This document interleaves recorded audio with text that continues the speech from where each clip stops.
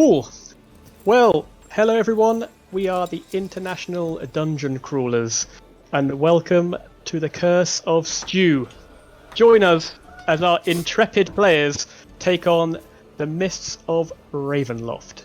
So we have, all the way from Iceland, Scotland, Autumn Droplet. Hello, that's me. And joining us all the way from stateside across the pond, Death Spasm Minis. Greetings all. A local boy from Preston, we've got Eldritch Prince. Hello, that's me. And our Polish contingent from Bristol, UK, Anya Paints Minis. Hey. So, we're going to get right into it tonight. Sorry we're a little bit late. And we are going to start playing The Curse of Strahd. So, players, it is the year 1491, Dale Reckoning, the year of the Scarlet Witch. It's the 15th day of Kythorn, the time of flowers. Spring is in full bloom along the Sword Coast. This year marks the 100th anniversary of the attack of Slarkrethel, Avatar of Talos, the great kraken that tried to destroy the Sword Coast. Those who remember that terrifying summer when it was nearly destroyed are now celebrating this time of joy in springtime. Since there has been a time of peace and there's been a boom in trading with the Southern Realms and all these trading cities have opened up, 4 adventurers find themselves in Daggerford, a small fortified town on the tradeway between the metropolis of Waterdeep and Baldur's Gate. However, a gloom has hung over the town for a few days now. A fog has rolled in from the misty forest to the north, bringing back a cold, damp feel of winter, and stories abound of attacks in the hamlets surrounding Daggerford. It's early evening when a knight in the colours of Ilmater with his halfling companion come inside the Shining River Tavern. As you both enter, a wave of relief hits you after many long days on the road. The smell of warm stew fills your nostrils and the sound of music your ears. The place is full of people. You get a couple of glances from the locals, but Daggerford is a welcoming place to outsiders. A dwarf lady from behind the bar yells at you, "Take a seat! I'll be right with you." And as the pair of you look for somewhere to sit, the only table with space is currently occupied by a graceful elf maiden, and it becomes apparent why there's no one else sitting there, and she's been given a wide berth. There's a huge white wolf laying at her feet. Jackson, you recognise her from when you were a boy in Daggerford. In the 13 or so years since you've left, you've grown from a boy into a man, and yet she has not aged a day. Ty, you look up and see 2 weary travellers approach your table. There we are. me. Don't mind him. He's okay. He's really, really friendly. He only bites if I ask him to. Well, please don't ask him to.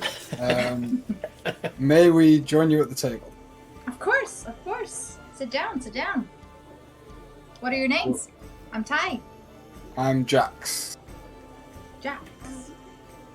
Okay. Paul. And who else is there? There are 2? Yeah, there's 2. There's a halfling, a small diminutive halfling's there as well. She tries to Yeah, speak up a I'm bit still louder. quiet. Oh, sorry, you can't hear me. My name is Paul. Well, hello, Fox. Nice to meet you. So what brings you to Daggerford? It's the best town there ever was. Waterdeep sucks. Well, I was actually born here in Daggerford. No way! Yeah, I actually recognise you. You haven't aged a day. Wait, Jax, you can't be... What was your name? What's your full name? Jackson. Jackson, I remember you. You were like this tiny little baby when I first saw you. You were always wreaking havoc. That sounds about right. I'm pretty sure that's why I was sent away in the first place. But I'm actually back to see if my parents are still here. Good to see a familiar face. Not that we had much contact in the past, but No, I only remember you, wreaking havoc. I remember this one time there was a little fire that was spotted in the tavern 2 blocks away. No comment. No? Okay. As you sat at your table, the bustling dwarf barmaid comes over to you with a tray with 3 mugs of ale in it, and she sets them down. Well, Ty, it's nice to see you're finally making some friends. We're so busy this evening. I must be off again. And this dwarf lady seems to recognise Ty. Kind of stumbles back through the bustling bar to serve some more patrons. Mother, do you need any help? No, we'll be fine. You chat to these new people. You need to go off on your adventures, I'm sure. Okay. Alright, cool. And another figure enters. A tall wood elf with his blue-green cloak tight around him, bow slung over his shoulder, long sword at his side. Ty, you've seen this fellow around the town lately, skulking about in the shadows, bearing the emblem of a stag on his leather breastplate. He heads over and takes the final seat at your table. Oh. Hello. Hello all. I am Shadow. Shadow. Interesting name. I'm Jax. Pleasure. Nice to meet you, Jax. This is the lovely Fox. Hello, Fox. And I'm Ty. Hi. It is nice to meet you all. Nice to meet you. Wait, would I know... I see we have somebody else here. Oh, Mountain. This is my wolf. He's my best friend. He won't bite, like I said, to these guys, unless I ask him to. So, just be nice. I wasn't worried. Okay. Cool. I was a little. Oh. I'm actually worried a lot. Does, the wolf not eat little foul things? You Fox, you maybe scooch over a bit. I'll sit next to the wolf. No. He eats, chicken. And foxes. Yes, and foxes. That's true. But he just eats whatever I give him, really. I haven't really found any good game recently in the woods. But I might be able to help with that. oh, fantastic. So what is it that you do, Shadow? Well, I grew up about 2 days' journey to the east of town here, so I've been out in the Vale trying to find and hunt down some awful, nasty creatures out there. Okay. What kind of creatures? It's a mix and match. Oh, wow. Sure, Mona would appreciate a little meat from them, I guess. So the owners of the tavern don't mind wolf being in. Oh, no, it's owned by my mother. Wonderful. Oh, that's right. Your mother's Yes. the dwarf. Yes, I remember. Yes. So I'm Tyla Mihana Chaos Beard. I just raised a little bit of an eyebrow to that because it doesn't look right to me. And it's actually a really interesting story. I was found in the woods. We don't know where I come from, but they're my parents and I love them. And they taught me the way of the dwarves, even though I'm tall. Tall dwarf. Yes, and skinnier and a bit weaker, but I'm as sneaky as them, so don't you worry. So what's your story, Fox? My story? Mm-hmm. Well, I don't really know my parents. Well, they were halflings, that's how much I know. I'm small. I'm smaller than anyone. But I was raised in an inn, in a tavern like this one. So probably we share a little of a story here. I didn't stay long because I guess my parents didn't like that their guests were parting with their purses too often. So yeah, when I stole with the wrong guy, they just took me away, and they turned out to be pirates. So yeah, now I live with the pirates. You took us on a journey here. Loved it. So, So- Fox, as you sat there on this little chair, you kind of look down below the bench, and these two bright silver white eyes of the wolf are kind of staring back up you with a strange intelligence behind them, looking at you, not like a predator looks at prey, but looking at you with an intelligence of interest of who you are, the strange smells of the sea that come upon like your clothing. And as he's staring at you, his ears pick up and turn. And as his ears turn, the tavern door swings open, and a gentleman comes striding in brightly coloured clothes draped in loose folds around him, and his hat hangs askew, hiding his eyes. Without hesitation, he just walks straight up to your table. Everyone kind of turns and looks at this guy who's entered. The door's slammed open, and he walks straight to your table and stands proudly in a wide stance with his folded arms. In an accented voice, he begins to talk. I have been sent here to deliver you this message. If you be creatures of honour, you will come to my master's aid at first light. It is not advisable to travel the misty forest at night. He pulls from his tunic a sealed letter addressed to you all and pops it down on the table. Take the south road from here, some 5 hours march down through the misty forest. There you will find my master in Barovia. Amid the silent stares of the other patrons in the inn, the man strides to the bar and says to your mother, "Fill the glasses for everyone, one and all." They're obviously parched, and he drops a big bag of coin on the table, and then he leaves. The babble of the tavern resumes, although somewhat subdued, and there's a letter lying before you, and the seal on it is a shape you do not recognize.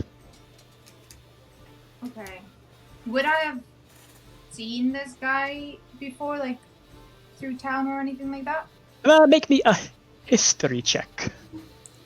First First roll. Yay! Okay. Oh, history check. 11. 11. You have seen folk like him. You don't recognise this fellow, but you have seen his folk dressed in these brightly coloured clothing. They are travellers who generally have trade caravans, sometimes running up and down the Sword Coast, but not very often. You probably haven't seen any in 5 or 6 years. Okay. None of us can identify the seal. Yeah, you can make me a history check, please. Another one.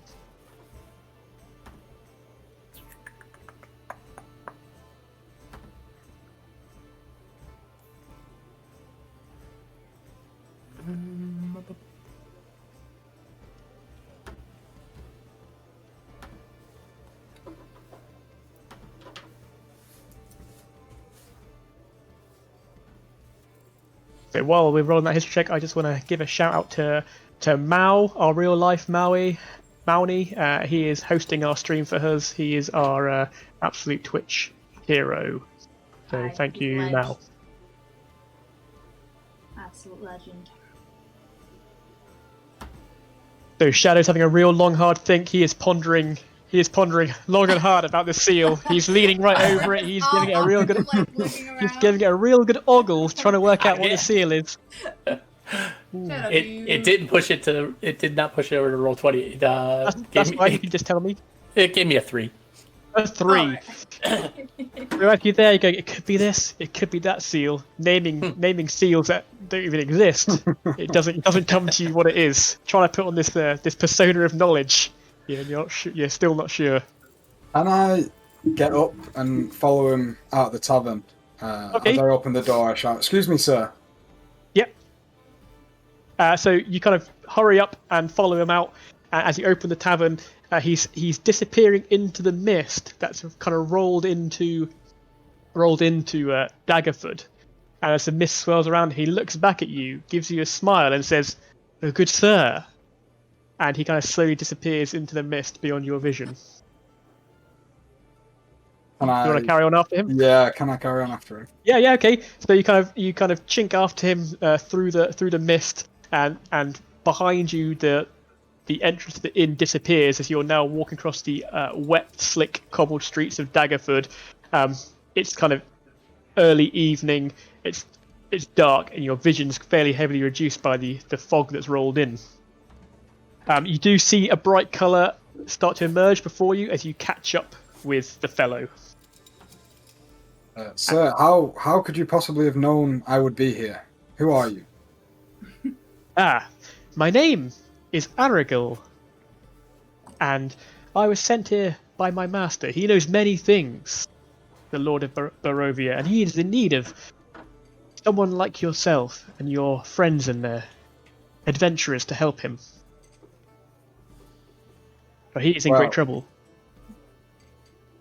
I'm not one to turn down help when it's needed, but still, you didn't answer my question. How would you possibly know I would be here?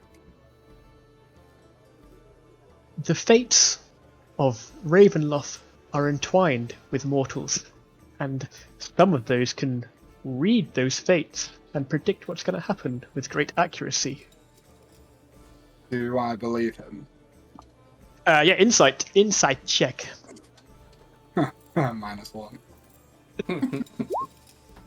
Oh, it was cocked on an 18. He seems. I mean, you get the impression that you like what he says. He's a very charming fellow and has a way with words. Okay, so I guess I'll go back and read the letter. Thank you for reaching out. I think you've come to the right man. You do that, Jackson, and hopefully I'll see you again soon. And he turns away with a kind of smart, quick turn and disappears into the mist. I think I'd probably get 2 or 3 steps on the way back before I realised I'd never told him my name. And turn back and he's gone. Yeah. I'll head back to the inn. Yeah. I would have just, while Shadow is kind of like struggling. Yeah, I'm still looking at the seal is. I would just be like, anyway, and I'll just open up the seal, like break the seal and like try and rip it off and like hand it over to him so he can still like investigate it while I read the. Okay. Holding it up. I'm holding it up to the lights, trying to see if there's anything funny with it. Or... He's got one of those like gem monocles, like trying to get a real good look at it. Take a little. Okay, so Ty, as you begin opening the letter and reading it, a small halfling like leans over your shoulder and has a little. Maybe she's having a little look as well. Yeah. So, hail to thee of might and valor. I, a lowly servant of Barovia, send honor to. I, a lowly servant of Barovia, send honor to thee. We plead for thy so desperately we need assistance. The love of my life, Irina Kolyana, has been afflicted by an evil so deadly that even the good people of our village cannot protect her. She languishes from the wound, and I would have her saved from this menace. There is much wealth in this community. I would offer all that might be had to thee and thy fellows, if thou shalt but answer my desperate plea. Come quickly, for her time is at hand, and her time is not very much. Signed, Kolyan Indrovich, Burgomaster. I'm going to take a photo of this and send it to you in Discord.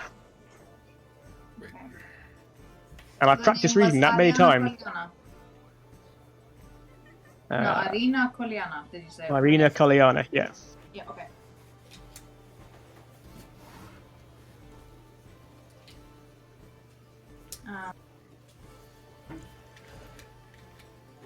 It's not good. In the name of love. I love love. Have you ever been in love, Fox? I take the lesson now. I think I have some problems. Sorry, guys.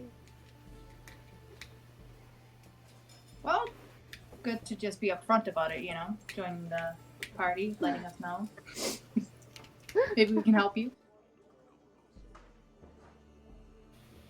Shadow is furiously concentrating on this, trying to make heads or tails Okay. what this letter actually says. I can read it better now. I found someone who's typed it out.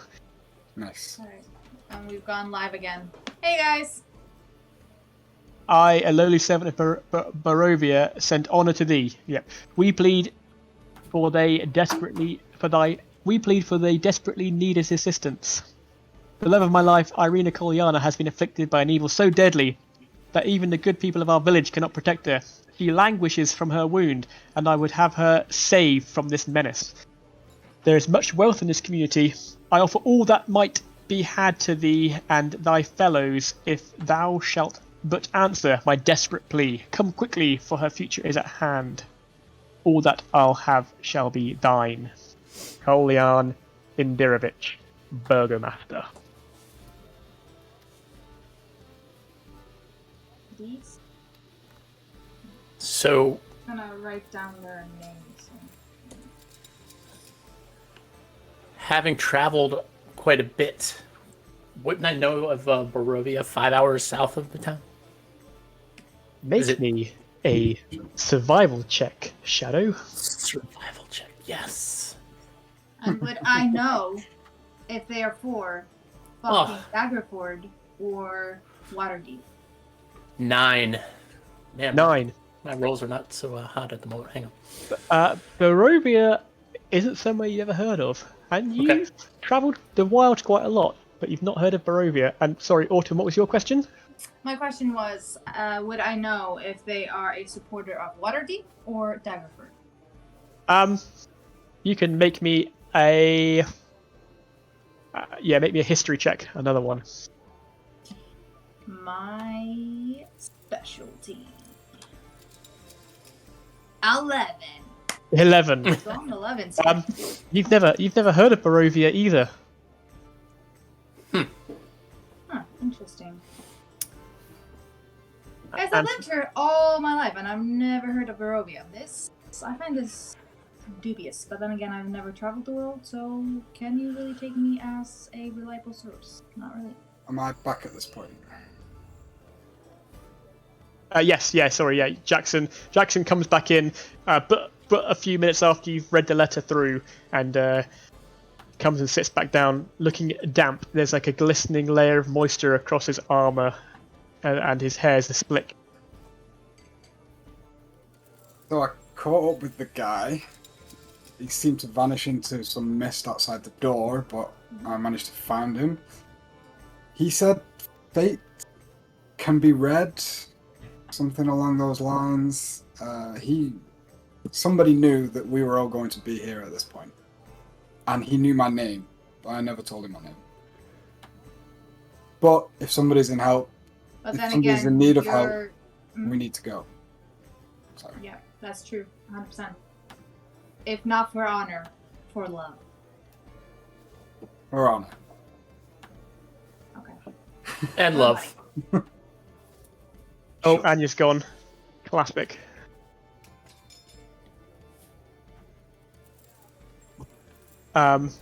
So you do remember old Aragorn saying to you when he came into the inn, Mm-hmm. the Shining River Inn, that it was dangerous to travel the misty forest at night. So you did say at first light tomorrow you should leave, but you can go right now if you wish. How That sound- dangerous could it be? Sounds like a challenge. How dangerous could it be? It's a trade road you've already been up and down many times, Jackson. Well, we are actually taught here in this town for a while now that we shouldn't really go into the forest at nighttime because there is an evil spider out there that will kill us. Wait, didn't Spider? you kill that spider? Isn't that a myth? I remember my mum telling me that every night before I went to bed, but I knew that somebody took care of it. I'm sure that was you. Well, okay, yes, I did kill it, but the kids need to know that they can't just go into the woods, you know? So keep that hush hush. I will keep that hush hush, but for us, we're not kids. Well, well, you kind of caught me. I don't want to go into during the nighttime. Okay, that's fine by me. I don't want to die. Okay. Well, I'm a little short on coin, so does your mum offer friends and family discount at this tavern? I know we've only just met, but Well, sure. Oh, sweet talker, no worries. After all, you guys are going to be protecting me, so when we go out there. So, should be fine. Mother? And she comes hurrying over. Yes, dear. Yes, Ty. What is it? What can I help? This is Dury, my mother. to Mom, meet you. this is Hello. Jackson. Hello. And this is Shadow. She very warmly greets you all. Finally, Ty, you've got some friends. It's about time too. yes, friends we are, definitely. Oh, are you staying the night? Yes. So, could we maybe, give them a discount? Oh yes, of course. Yeah, of course. Definitely. We'll set the rooms up for them right away or get someone on it. How exciting. Yes. Okay. Mother, can you maybe not make it so obvious that I don't have any friends here? Okay. You've had plenty of friends. It's just been a long time since you've had any friends because of that blasted wolf we have down here. Yeah, I know. Oh, it's not But too he's bad. pretty and cool. He's pretty chill, guys. He's he's really nice. He I is wanna pretty see chill. if You'll He's just let me been pet him. he's been lying down there the It's whole okay. time. Just kidding. So, anything you would like to do before you round off the evening? I would. Oh, actually, Mother, have you ever heard of Barovia before? She kind of thinks Barovia. Not in. Okay, roll a check. There was a time, years and years ago, some of those travelling folk were talking about it, but no, not since then. The babbling folk. The travelling folk. The traveling. I was like, well, that would make sense if they're babbling. Traveling. Okay. How many years ago would this be? Oh, well, it was probably before we even had found Ty here, around the same kind of time. So we just opened up the inn here in Daggerford. So 100 years, 110 years, something like that. It's a long time for an entire city to not be mentioned. Well, stranger things have happened on the Sword Coast. That is Well, true. that's true. There's many cities that have been lost to all time, disappeared from the annals of history. I take a big chug of the ale. Look, Any luck, Shadow? Any luck figuring out the? it's right on the tip of my tongue. Okay. I'm sure you'll get there. I'm sure we'll get there. Okay. Well, I'm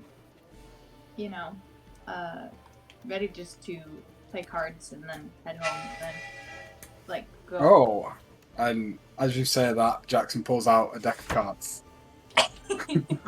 Nice. So, what do you want to play? Your choice. Feel like Oh.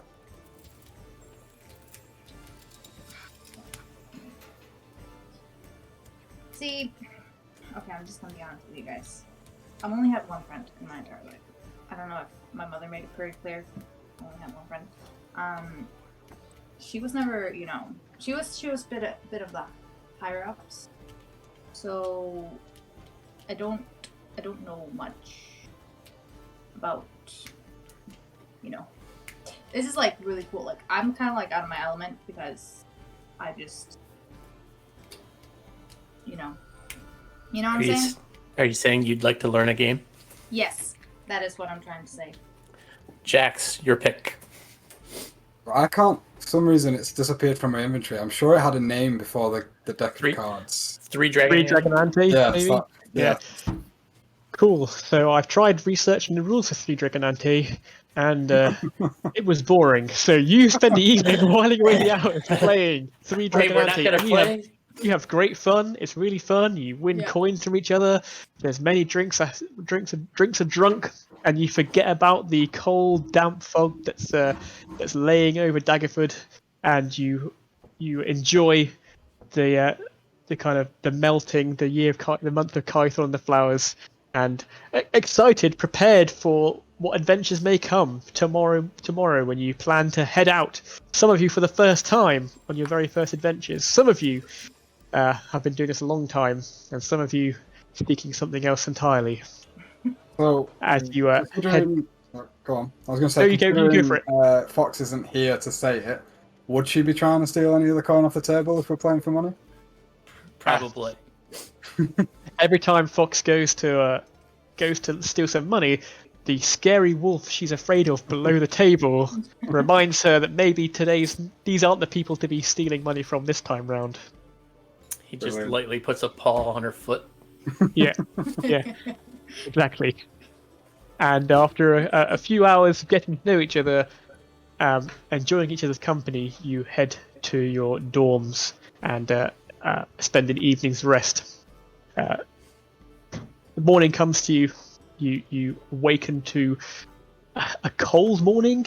It feels cold, and the damp's penetrated the inn as it can when you're in an old building and the fires are at the lowest. And you awake slightly bleary-eyed as you are packing your bags in your separate rooms and make your way downstairs to the kind of entrance to the inn again, and prepare to leave. Is Ty's mum or dad about? Yeah, so she the mum's there again, so she's the one. Sorry, I forget her name. Dury. Dury is Dury. I should remember that because we've got another robot called Dury. Dury. I was wondering if it was any relation. Yeah, so Dury is there, and she is, wiping down the tables. She now you see her in the light, and not everyone bustling around. You can see she's got like bright auburn hair with streaks of grey passing through it. She's a dwarf coming into her kind of later stages of life.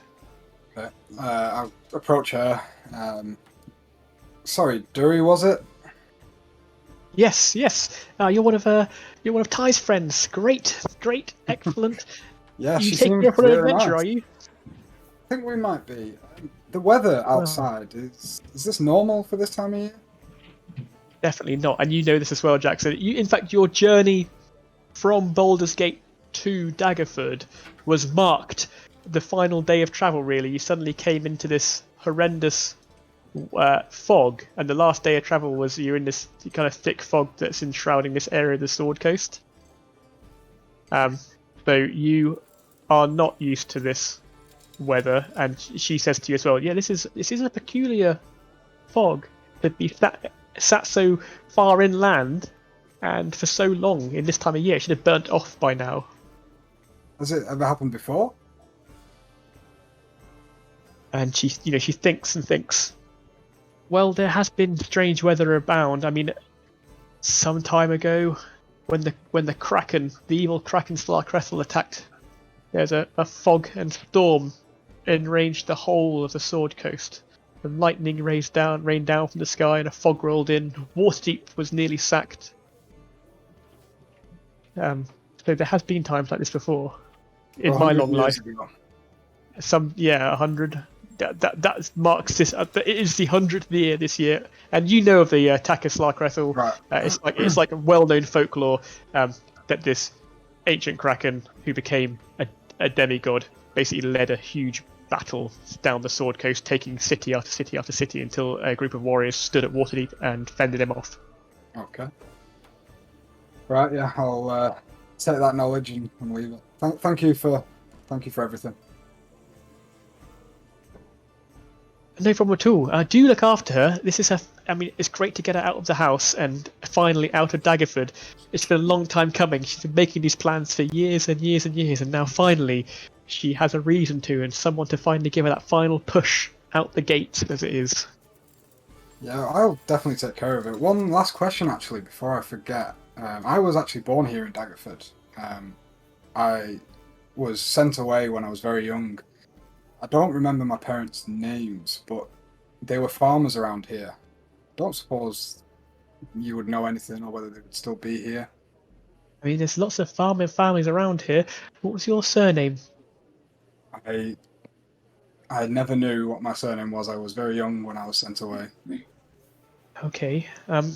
Do you have some time? I mean, we could ask some of the people around here if they remember a boy called Jackson. It might take us a couple of days to spread word out to the surrounding hamlets. If you could do that while we go off to see, I'm sure this won't take us long. The guy said it was only a few hours to the south. Well, as anyone who's a friend of Ty's, I'm sure we could ask around the village for you, and we'll sort something out. We'll find your real parents. Don't you worry about that. Thank you.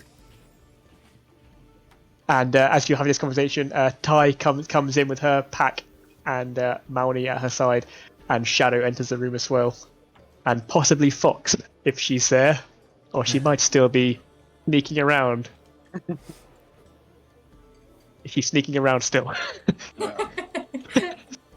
Shy that one is. Yeah. Right, so we're going.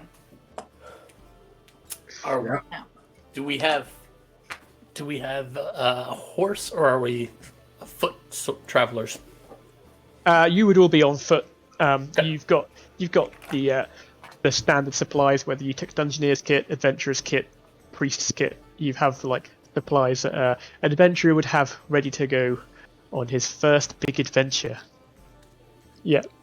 So you put your bags on, and Mauni's got like you crafted in your time together with him over the past years. He's got like a doggy backpack style thing. So it's like a canvas bag you put over his side, so he can carry his own roll mat and his own bedding and things, and a bit of food for himself. Love that. It's a working dog.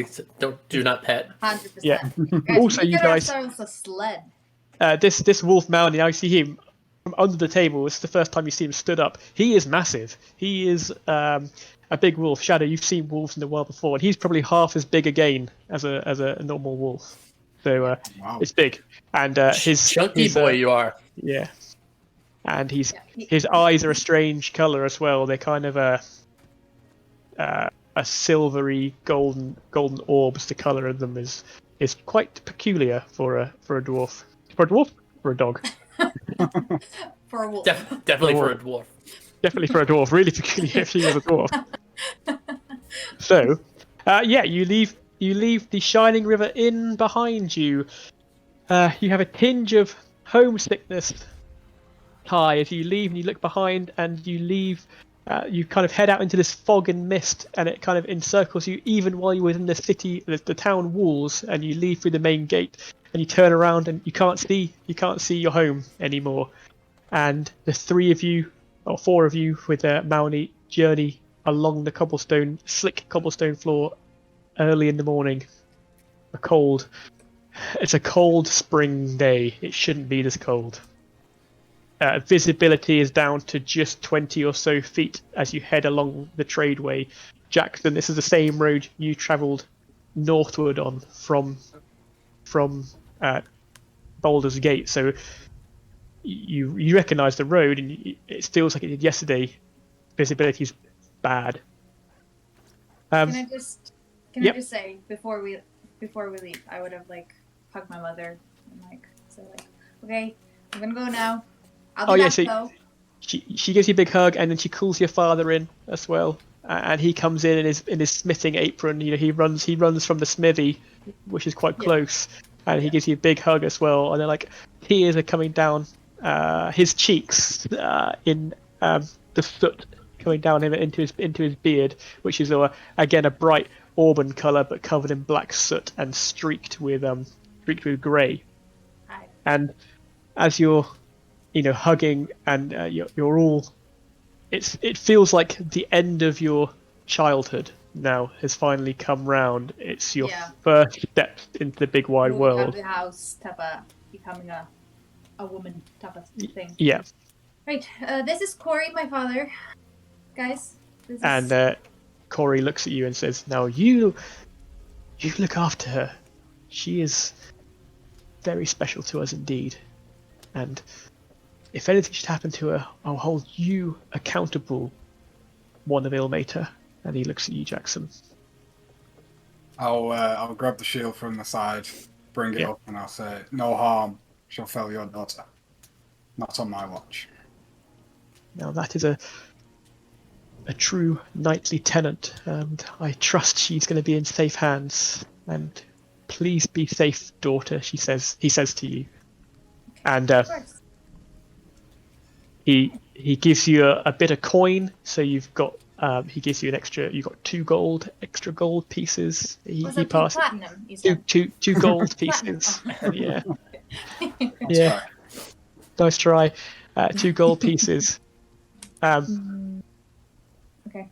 And you've also got he passes you a it's a piece of iron, which is like a rune. It's runic, so it basically says family in Dwarvish runes on a small, like a very small, like iron plaque.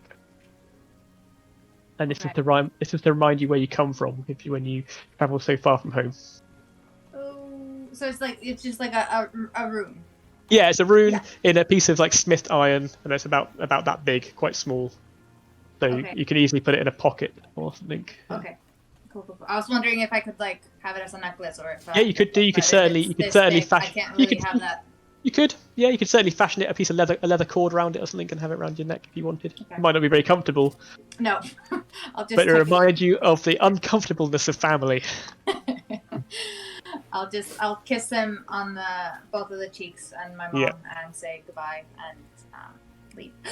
Oh, hello. Ah, you're back. Hello.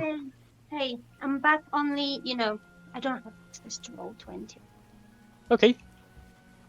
Sorry. We'll see how we It's going to work. we get on. Yeah. All right. Sorry about that. Okay, so you're all making your way out of Daggerford and south along the trade road. Okay, let me just watch my breath. I'm trying to keep up with you. Yeah, no problem at all. Absolutely fine. You take all the time you need. I'm going to do a bit of monologuing for a second, and hopefully you'll catch up with where we are. You played some cards last night, and now the next morning you're heading towards the Misty Forest to investigate yesterday's strange presence and see what's basically go and find out what the letter was about. So after a few hours of walking in silence along this road, you turn around and you're just surrounded by mist on all sides. And it's about now, Shadow and Ty, with your high perception scores, that you realise it's very quiet, and you haven't actually seen anyone on this road all morning. What should be a busy trade road from Baldur's Gate, and you haven't seen anyone coming north, and no one's come past you on horseback either. And you can't hear the normal, you'd expect to hear some bird song, and you can't hear anything. This is very odd. It's not really this misty.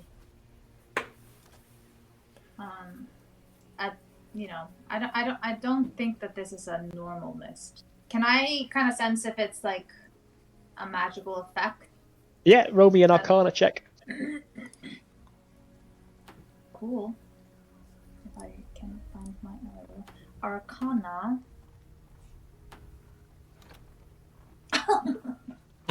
Natural 1. I think that's the first one.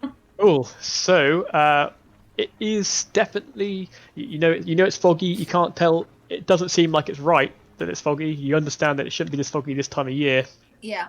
but it's definitely foggy, and Jax. it is like an impenetrable fog that surrounds you. And like I said, you've got 20 foot of vision in this fog. You can't see either side of the road. You can't see very far in front of you. You can't see anything behind you, and the sound all you can hear is your own footsteps on the slick, wet road. Jackson, Yep. was it like this yesterday? Yeah. was cold and damp. Would Was there have there been any- any other caravans when I was travelling here? Sorry, There what's was that, no- Jackson? Would there have been any other caravans or people travelling when I was travelling here yesterday? Yeah, so when you came up yesterday on a trade caravan, so there was a trade caravan heading. Was there anybody you were else? part of. Like, Oh, yeah, you little- saw other people. You did see other people coming, doing to and from. Yeah. So it was like the weather was like this, but the streets were still filled and there was people coming and going. I hear nothing. No birds, no animals, nothing. That's very strange. As he points this out, can I try and walk to the direction of the side of the road where the tree line would possibly be? Yeah. And can I use my divine sense?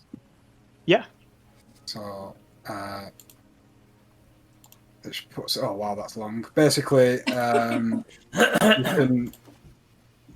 as an action, you can detect good and evil until the end of your next turn. You can sense anything affected by the Hallow spell or know the location of any celestial, fiend, or undead within 60 feet that is not behind total cover.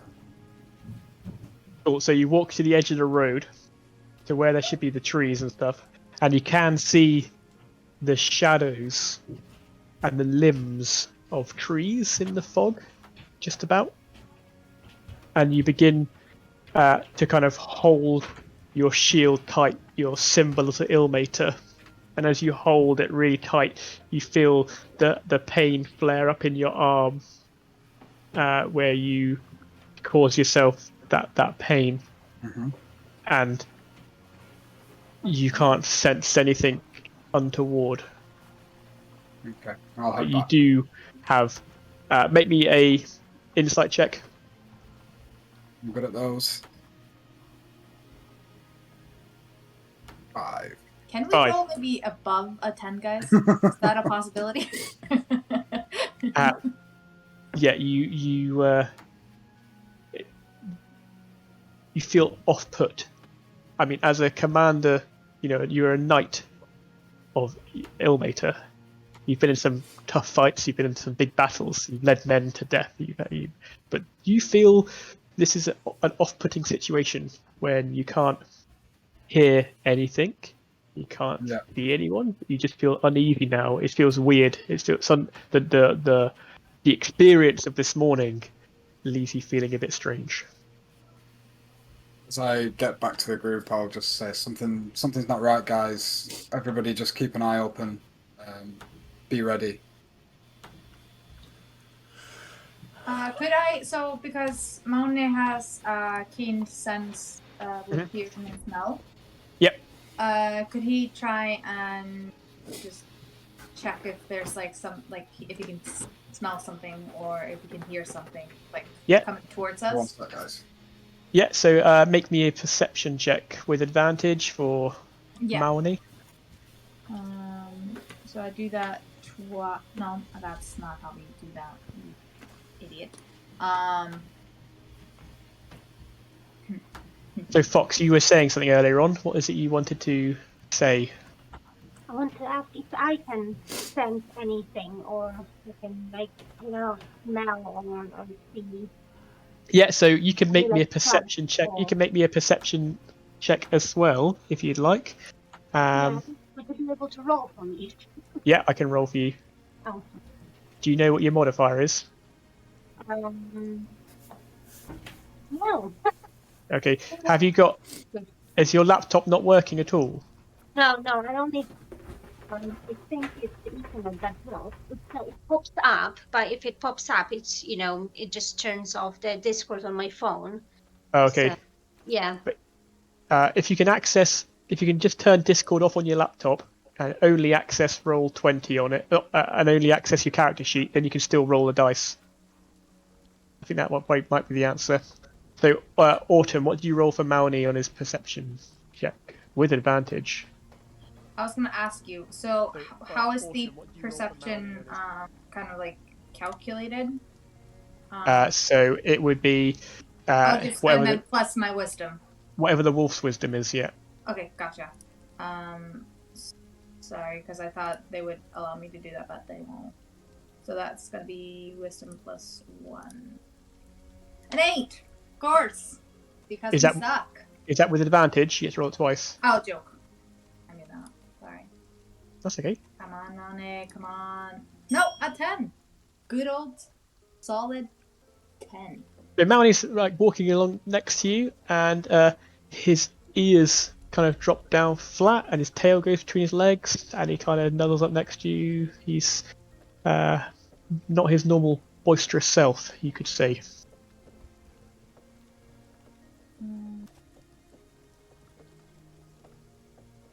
Right.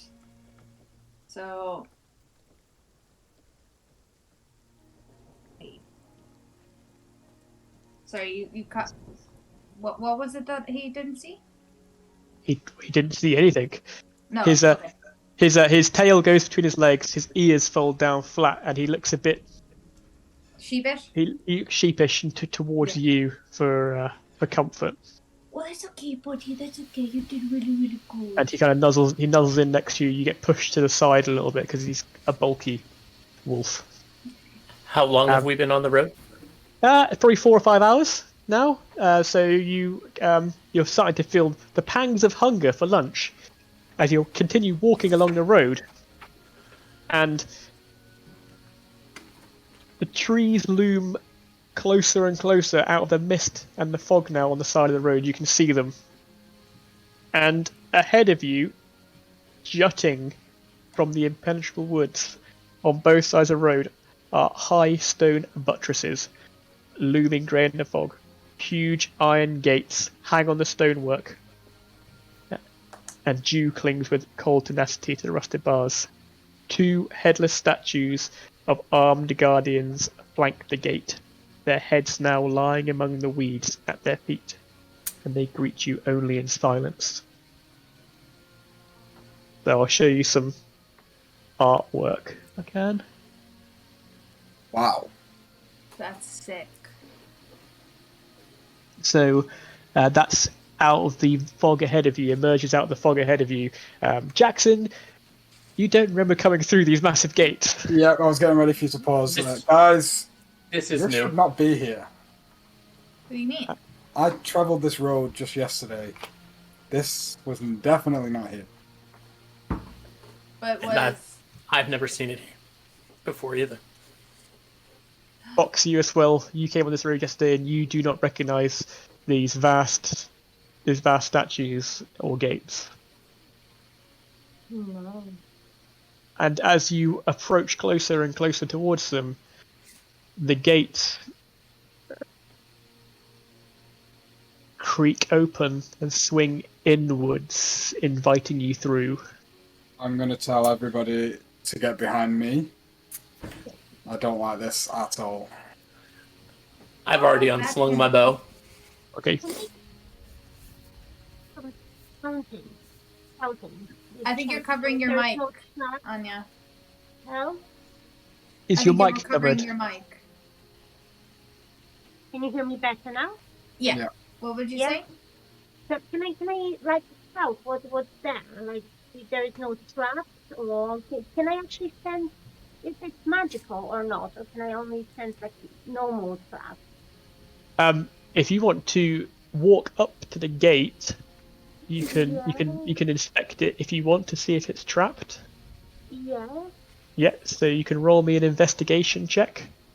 So would that be?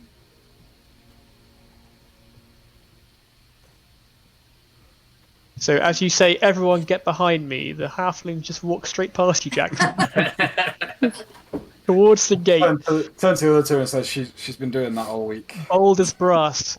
She has. You realise halflings don't sense fear like other races, and this doesn't disturb her at all. As she approaches the gates and has a good stare at them. So what do you roll? Sorry, what was that? A 7. A 7. Yeah. Okay. So with that score, they don't appear trapped. They are big old rusted gates that have swung inwards somehow, and that's all you can tell. The high rollers. I was gonna say at some point we'll roll over a 10. I was gonna say the one that rolls 11 or higher should be the leader of the group because the rest of us are just like They're just getting warmed up. Aye, that's true. That's true. I'm actually rolling with the dice from the new book. I can't remember what it's called. Von Rich and whatever, which is one of the Richten's Roviers Guide. set. Yeah, that one. So as you look over your shoulder, Fox, and you tell the group it's not trapped. They're all stood about 15 feet away from you, just about visible through the fog. And there's a kind of look of surprise on their faces if you just wandered off from the group and had a look at these gates. Well, if she can do it, it doesn't look that dangerous, guys. Come on. Like, nobody's really gonna harm us. Are they? Except for if they're from Waterdeep, obviously. So I'll just kind of like start walking towards. So the group starts walking towards these huge towering gates, and they loom over you in this cold, dark mist, penetrating your clothing. You know, your skin and bones. You're all soaked through like you can only be in a Scottish wet weather when there's no rain, but it's just misty and damp, and you just feel the cold penetrating you. And before you know it, you're through the gates. And as you look over your shoulder, the last to pass through, the gates close behind you. That's not unsettling at all. I'm gonna Did I'm somebody gonna do my close it? divine sense again. Okay. So as you kind of you kind of take a stand, Jackson, with a divine sense, you don't sense anything at all. Just a feeling of dread has taken hold of you now. Can I kind of look around, like what's Yep. going on? And I'm going to tell Monic, keep an ear out. Okay. So as you look around, the fog is lessened on this side of the gates. Still very foggy, but it seems to hang lower, and you can see the tops of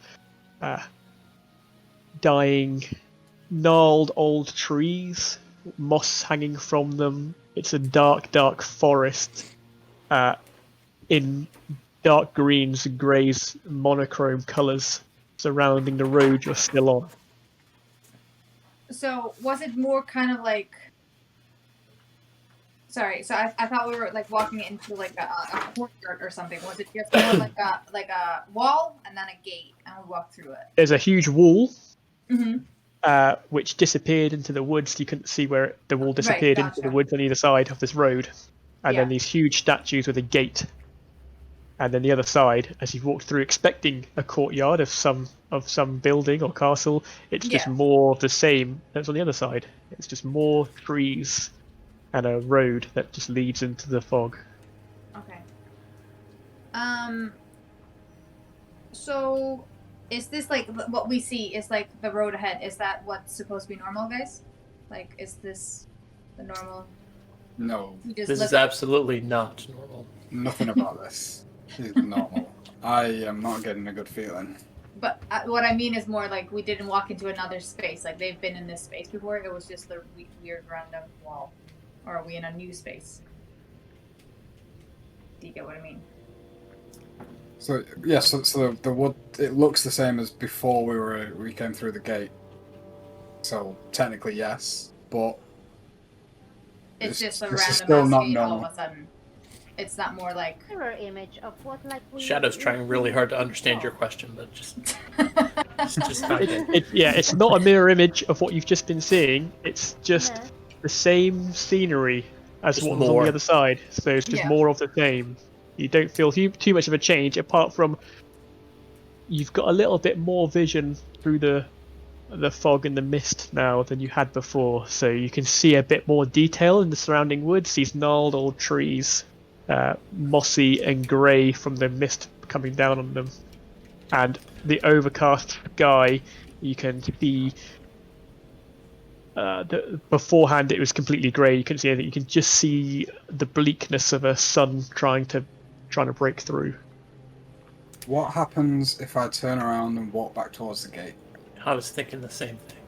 Yeah, so you walk towards the gate, and Nothing happens. The gate's closed. Is it closed behind us? Yeah, Yeah. sorry, yeah, you missed that. Yeah, Yeah, it closed the behind gate us as we walked closed through, behind yeah. you as you walked through. Can I go up to one of the trees and kind of like, you know, Fern Gully feel if the tree's in pain type of thing? Okay, yeah. So you walk up to the tree. Make me. This would be probably a nature check. But we'll do a survival check. Survival check for this. Reading the trees. Oh, actually, no, that's also good. That should. How about I give that a shot? You can help her if you like, so you can get advantage with it. We have our 20. leader. Not Hey, a what's the natural 20, but a fucking... A total 20. we got there. 15 We'll take it. without 20. So this isn't the misty forest. Hi, these trees aren't the trees that are native to the misty forest that you've been in before. Mm-hmm. You don't recognize these trees as native species of the area you've come from. Okay. They seem starting to think old. that this They isn't seem old natural. and gnarled, though. Yeah. Do we press on? I think Shall there's not much. we just go? There is a path ahead of us, isn't it? Yep. Yeah. Shall we just like go and see what's there? I say we make sure we're on top of our senses and keeping an eye out in all directions, but continue south. You continue along this road for probably half an hour or so, when Mauni picks up a scent and he heads off of the road. And then also Ty and Shadow, you also sense this foul smell on the air. Mauni heads off into the trees. Do you follow him? Wait, up into the tree? Into the tree Oh, line. right, So okay, I was sorry, like, he heads off the road and into the trees. Right, Walks okay, into the okay. tree line. Yeah. Yeah. Gotcha. Obviously I would follow my. The smell, is it a familiar smell? Just a bad smell. Make me a survival check. Can I smell it as well or not? Not yet. Okay. Okay. I got my add-in working. What did you roll? Sorry, I'm not looking at that. 9. 9. Smells fruity. It's like a strong, sweet, ripe smell of something rotting. So as the rest of the group kind of follows you, you head in as a group. The tree trunks are all like unnaturally close together, and it's still silent in amongst these woods you're in, and it's very odd why is there no bird calling. It's not you can't even hear the wind rushing through the trees. It's just silent stillness of your own feet stepping on the roots and the brush underneath you, making loud cracking noises which seem to echo around you. And you can all smell this strong smell now coming from you. Eventually you find Mauni. You're not very far, maybe 15 feet from the road. And there he is next to a half-buried human corpse. His muddy clothes are torn and raked with claw marks. And crows have been at the body, which surrounded the body is surrounded by paw prints. Monty's That was not paw it. prints That or was not other it. paw prints? It doesn't take you long to deduce that there are more paw prints than would be able to be made by one wolf in a short period of time. Are they similar like his? Yes, I mean you've seen it. You know your wolf's paws pretty well, and they are similar. These are wolf prints, Okay. Size? Same size? similar, Or... similar to Mauni's. Yeah. Or body, or big- is it that's a like, big pack. has it Oh, we're been gonna there get dire wolves here, I don't guys. know. Sorry, Fox. Is this like a freshly killed body, or is it something that the wolves have just like dug up from the ground? Make me a medicine check. Medicine.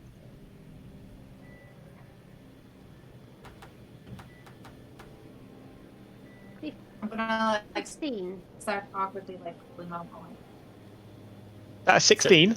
16, yeah. Yeah. Okay. So with a 16, he's not been dug up. He was killed here, probably by these wolves, but he has been dead for several days, and the crows have been at his body. His eyes have been pecked out. He's got peck marks all over him. His claws, Well, claw marks raked across his body, and he's gone past. It's the it's a grey, gruesome-looking death this poor man had. And as you look over him, Fox, you realise in his hand, which is closed with rigor mortis, is a crumpled letter. okay. Well, I'm definitely interested in the letter. I'm also interested in his pockets Okay. and if he's got any weapons and if he's got anything like valuable. Okay. So you take the letter. Do you show the group the letter, or are you keeping that to yourself? I would like to see it. Well, I don't mind. Yeah. I'm going to show it. Okay. So you show the group the letter, and as you kind of you pass it off to one of them, you begin searching his corpse. You please make me an investigation check.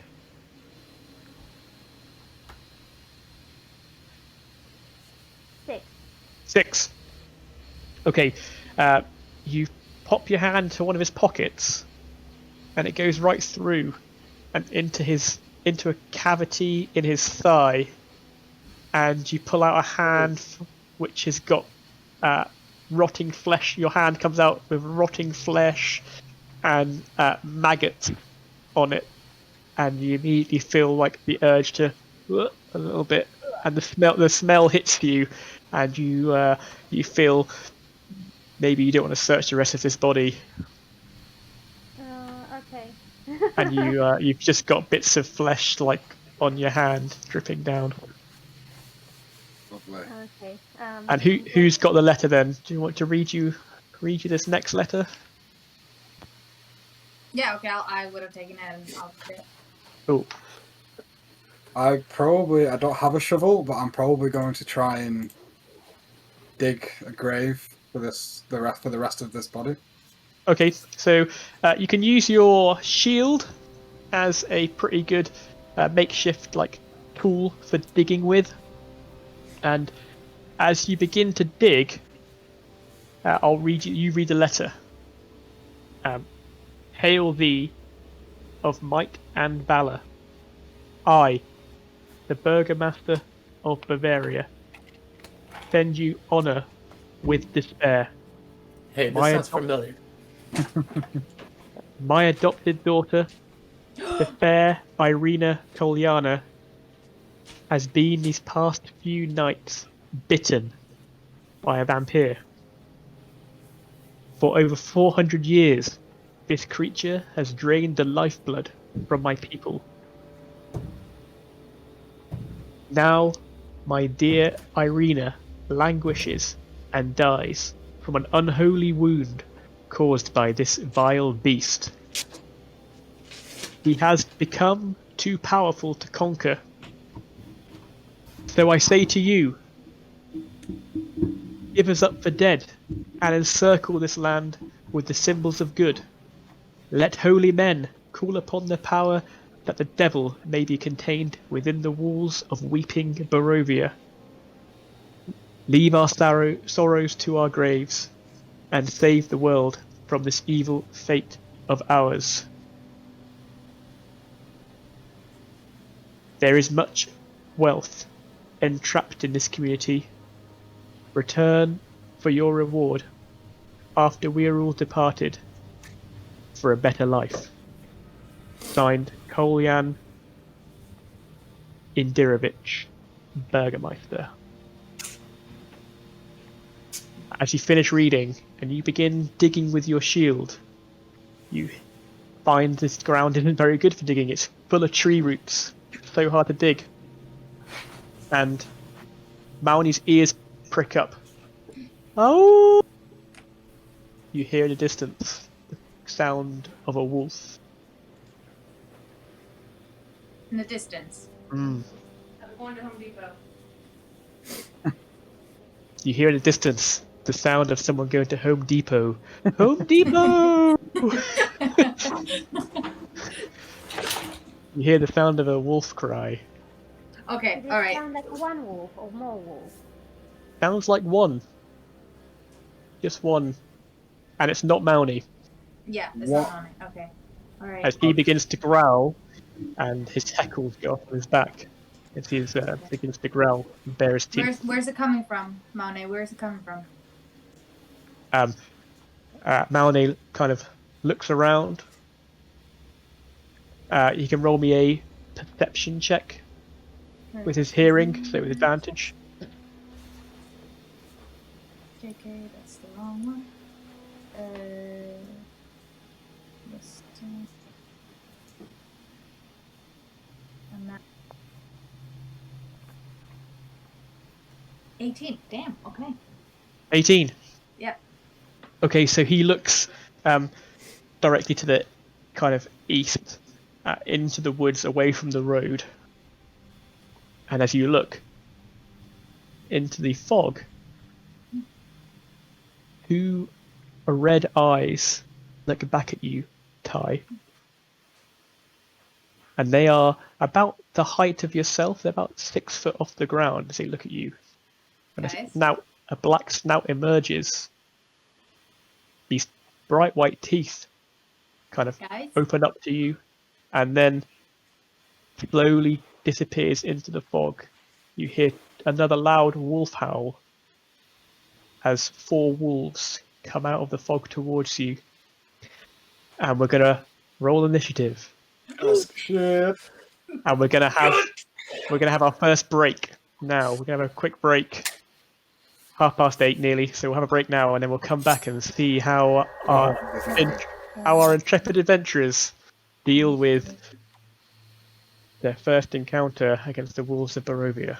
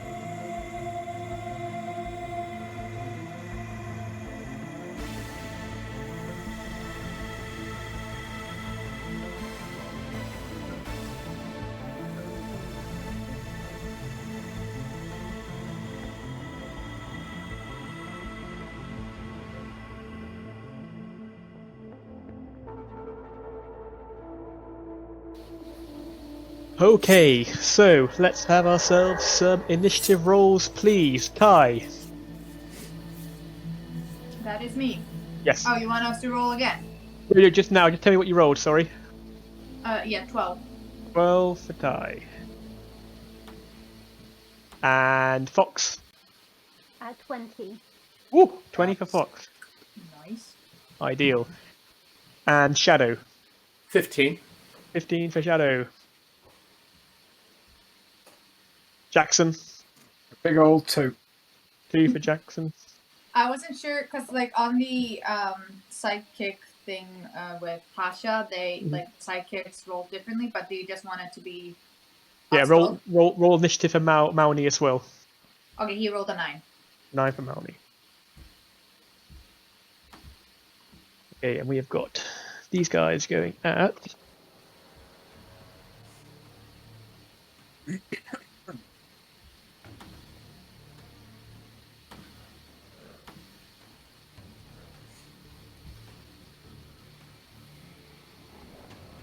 I'm not in a good position there.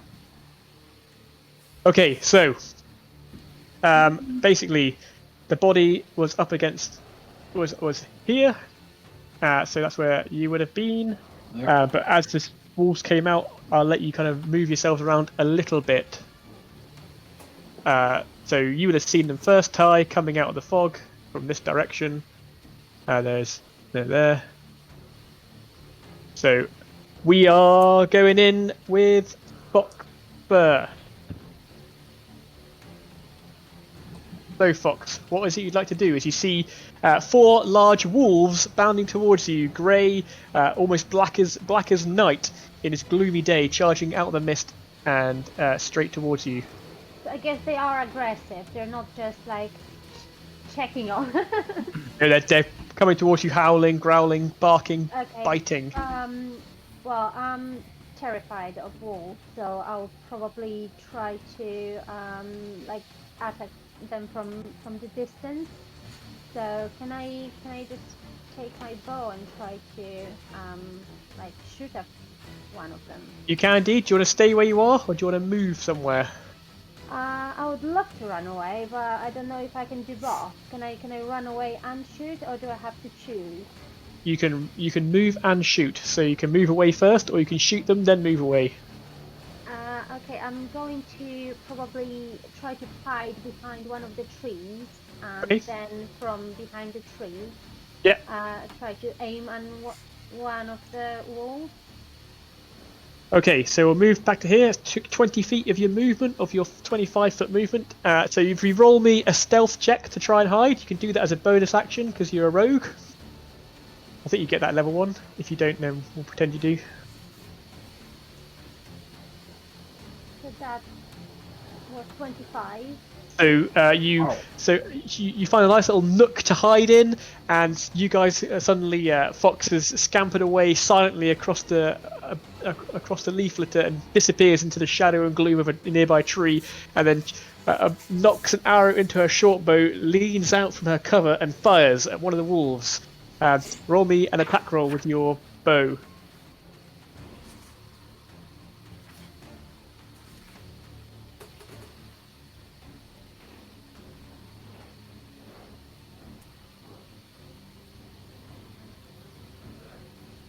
$14.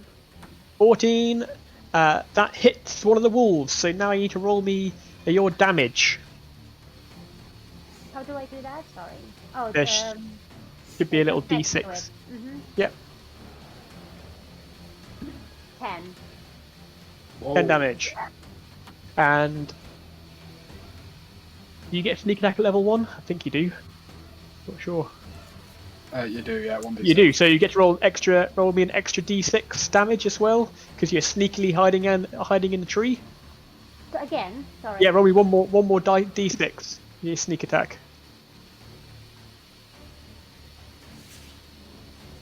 7.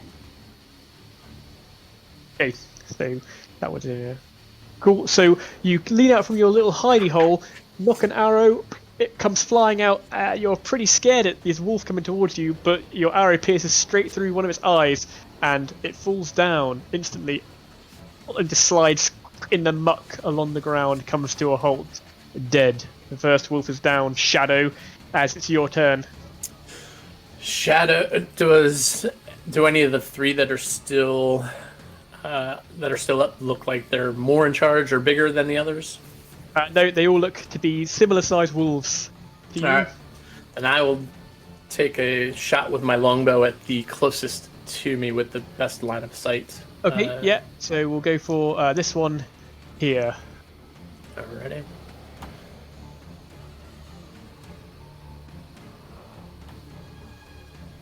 $13. 13, that hits. Rolling for damage. 11 piercing. 11 piercing. Okay.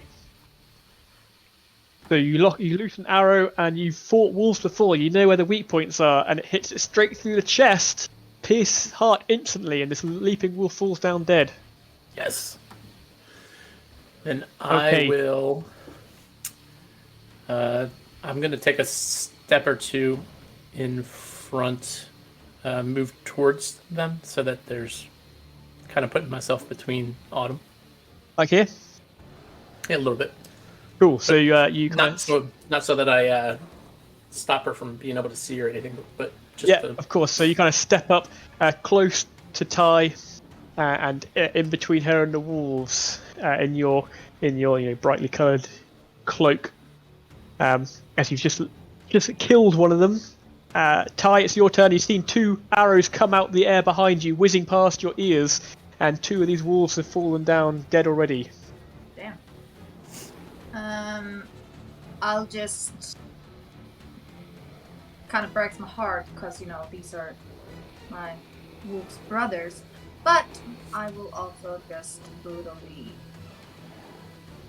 Do I have like? Sorry, I was trying to see if. Yeah, I'll do a frostbite on the wolf that's like, I guess closer to. Because there are four, correct? I can't see behind the other three. Oh, okay, there we go. I'll do the one on the left. This one here. Yeah. Cool. So I'm gonna roll some dice. That's a 2. Wait, does it automatically hit? Eva, okay, No, do I have to make a saving concentration throw? 13. Sorry, concentration 13. Constitution 13. It passes its con save. So as you hold your U staff out, the glowing rock in the center begins to kind of glow with energy, and the air around the wolf grows colder, but it just kind of shakes its fur, shakes it off, and jumps through the cold you've created. Okay, it's the wolfie's turn. So we have got dead.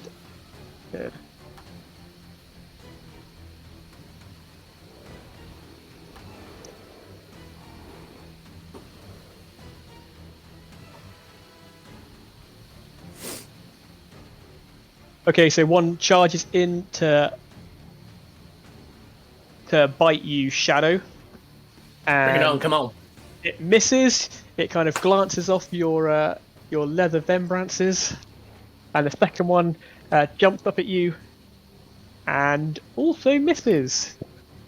So you manage to dodge. You kind of step back from one, and you blast the other one off with your arm. And we're on to Mauni's turn. He's gonna, with pack tactic, he is going to bite the one that's close. Yeah, that one.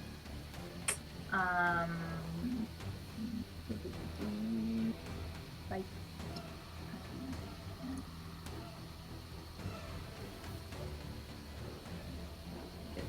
Did it come through? Yeah.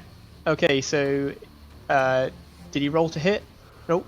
Mauni, Oh yeah, my God. 21. Oh, right. Okay, yeah, okay. 21 to hit, 7 piercing damage. Yeah. Cool. So Mauni kind of doesn't have to go very far, but he kind of pounces at one. He's bigger than these wolves. He's probably quite a bit larger than these wolves that attacked, and he gets one in the flank. Teeth dig right into its flesh, pulls back and there's a huge amount of fur and flesh goes flying from this poor wolf that howls in pain and has lost some hit points. Jackson, Sunshield, it's your turn as these wolves come out of the mist and begin attacking your newfound friends. Okay, can I make it to the next to Mauni? Yeah. 10? Next to the wolf. Oh yeah. Yeah, sorry. Up to here. I knew that tree was in the way. Yeah. Yeah, you can get there. And I will take a swing, try and Cool. finish it off. So Jackson Sunshield strides forwards across the leaf litter, shield up, draws his mace, and begins to swing at this creature. Roll to hit. 22. 22 hits. And that is 10 damage. 10 damage. So you come in and you swing down, and as Mauni's jaws are clamped in, it holds the wolf still, easy for you to hit, and your mace just comes down into its back, and you just crush right through its spine, and the poor beast goes limp and starts whimpering as the last of its life leaves its lungs. Dead. It's a little whimper. Okay, Fox, we're back round to your turn, Fox, as you're hiding in the shadows, and you can hear the sounds of battle going on. Can I see the wolf from my hiding place? You can see it, but it's a difficult shot to take because of Kai and Shadow are both standing in between you and the wolf. So you can have a go, but it's going to be a slightly more difficult shot to take. So I would like to remain in hiding, but crawl in to closer to where Okay. the wolf is. Yeah. So roll me another stealth check. Mhm.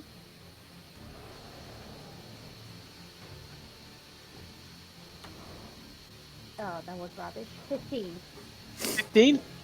That's still pretty good as you kind of make your way out of your little nook hole you found, and you begin padding across in using the shadow of the gloomy wood and the fog to your advantage. How close did you want to get? Close enough to take a clear shot on the wolf. Okay. Yeah, so if you come over to here, you can get a better angle around that tree to have a go at shooting him.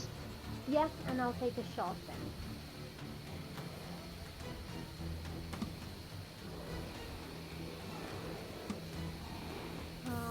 That was 9 to hit. Okay, 9 to hit. You get to roll again because you are hidden, so you've got an advantage to hit him. So To shoot at him. do I roll damage or do I roll hit? Roll to hit again, Okay, because that first one wouldn't have hit. and that was 19. 19, that hits. So you draw your bow again, silently padding across the leaf litter, and knock an arrow. Hits the wolf. Now roll some damage. 9. 9 damage. Okay. And Shadow, it's your turn, as this wolf has a big arrow stuck out of its side. Since he's right up close, I'll switch to the longsword. Okay. And 15. 15 hits. Of course it hits.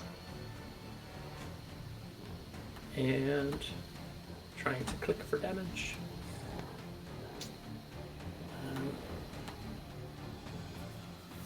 5, as I just used one-handed. Cool. So you kind of hold your bow in one hand, pull out your long sword with the other, and as you pull out in one motion, you draw your long sword and slice through the belly of this creature, which has already got an arrow sticking out of it. You cut it open, and it just falls down dead. It's leaking all over the leaf litter, and you all take a deep breath as it seems the 4 assailants are down. Ty, it's your turn. Right. So all of them are dead that we can see. Yes. Okay. Can I see anything or hear anything? Anybody Yeah, make me a perception check. Okay. Perception. Come on. 20. 24. Yeah. 24. Okay. You can see the looming shape of those red eyes and that big black mouth in the distance of the fog from where those wolves came from. Okay. There's one over there. Let's go. Are you walking towards it? I'm gonna stupidly, very stupidly run towards it, yeah. Okay. So we'll go 5. Or just move the forest up a little bit. Please are walking with us. It's the Ents. The last march of the Ents. March of it. And Since she went whizzing past me and I did not use any movement, can I keep up with her? And not until it's your turn, I'm afraid, Shadow. So on her turn, she kind of runs off into the fog, and you just see the very dark glimpses of her like bright blonde hair. Yes, she's still there. You can still see the back of her. All her movement gone. You can just see the back of her. Wait, Okay. can I just ask? Can I should have probably have done that, but my character is not very bright. Was my perception my action? Yes. Okay, gotcha. Okay, then I'm done. So you come face to face now with a large black wolf, about 2 to 3 times, probably 3 times the size of Mauni. Okay. Huge black jaws. Sorry, black fur, massive jaws, red eyes that just pierce you, and it just watches you come towards it. And now its turn. Oh no! Oh no! What have I done? As it pads towards you. Mm-hmm. Call your wolf. Pads right up towards you, really slowly, just like nonchalantly pads towards you. Mm-hmm. And it sniffs you.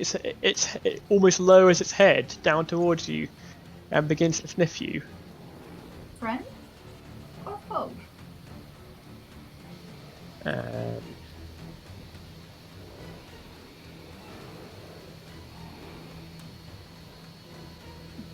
Why haven't I got your AC high? My What's your AC AC? 16. 16. Yeah. And as quick as a flash, it just bites onto your collarbone. Just bites down onto your collarbone. It kind of sniffs you. You're almost petrified by the size of this thing, and then its jaws just suddenly clamp down across you. Mm-hmm. And you take some damage. Okay. Wait, me roll these on roll 20. Oh god. 7 piercing damage as it bites you. And you must make me a strength save, please. Oh my god. Oh. Okay, cool. Mm-hmm. Strength save. Strength save. Oh my god, a 3. A 3. So as it bites you, you kind of stumble backwards and you fall down prone onto your knees, almost groveling at the feet of this, at the paws of this huge wolf standing above you. We are on to Mauni's turn. As you clamp onto your collarbone and your shoulder as you're just leaking blood now into the woods around you. Mauni. Well, Mauni is obviously gonna run after me because he loves me. Yeah. And he's just gonna fucking bite the shit out of his teeth. So Mauni charges up and tries to bite him. Mm-hmm. And one thing I did forget was that, well, let's see first. A fucking 8, because that's how we do it. Wait, did I do the damage? I'm an idiot. I did the damage. Did I? No, I didn't. No, I did not. It's a fucking 8. So never mind. Does an 8 hit? So you get pack tactics because he's next to you. Oh, He does, yes. Wait, would that count? Even though... Oh, no, I'm not dead. Right. Yet. Oh, 22. Better. 10 damage. 22 hits, 10 damage. And he's supposed to take a strength saving throw. DC Okay. 11. Cool. So he just like shakes Mauni off. But there's a small, there's a wound to the creature. Mauni sees like Mauni's drawn blood. He's got the taste of blood in his mouth. Okay. And we are on to. So Jackson, it's your turn. As you see this wolf disappear, like run into the fog, you're at the same level, so you see Ty fall down, and a huge looming dark shape, this kind of monochromatic wolf, which is far too big to be a wolf, looming over this elf maiden you once knew, and her pet coming jump on the side. Shout, Ty, no! And can I make it over to the wolf? Let's have a look here. Yeah, you can. I want to just take a big old swing. Come on. 23. 23 hits. 11 damage. Okay. And with my crusher feet, can I move it 10 feet away from Ty so she has a chance to get up and run away? Yeah, that happens automatically. You just push it away 10 feet. Yeah, as long as I hit, I can push it away. 5 So feet away. you come with a huge swing of your mace, and it hits the same side that Mauni bit it, and it gets pushed 10 feet backwards. So it's 5 feet. 5 feet backwards, so it gets pushed 5 foot backwards. And Fox, it's your turn, as it seems the creature from your nightmares has come. A giant wolf, a giant black wolf with glowing red eyes, come out of the mist and is looking angry. Yeah, I'm going to. I'm not going to approach it because I'm kind of terrified. But I'm going to take another shot. I'm still in hiding, am I not? Every time you shoot, you come out of hiding, so you can go in hiding again if you want to. You can try and hide. If I'm in hiding, do I get like two rolls? Because Yeah, you get to roll with advantage. Yeah. Okay, so I'm going to hiding then. Yep. So you can roll me a stealth check.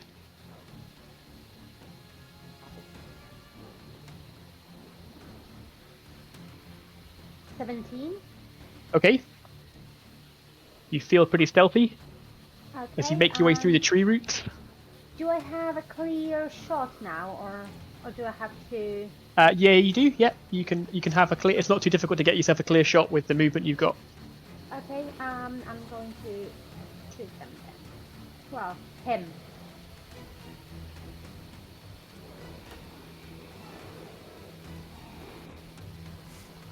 So it was 10. 10. Yes, did I hit him or do I? Is that your best roll of the two rolls? Oh no, I just roll one. Oh yes, so roll again. So you roll twice and pick the highest. So that's 18, the second one. And Yeah, that hits. Oh, and damage is just 5. 5 damage. Mm-hmm. And you get sneak attack damage as well, so you get to roll an extra d6. There's no modifier on that though, it's just a straight d6.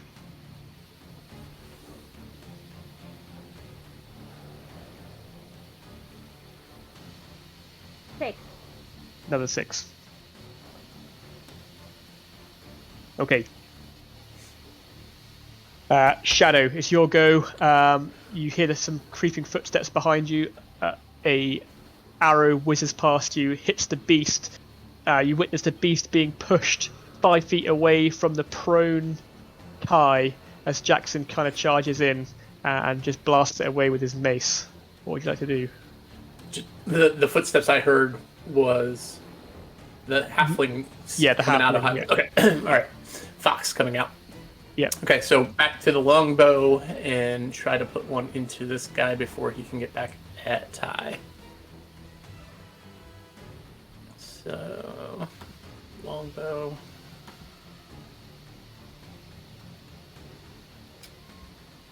Oh.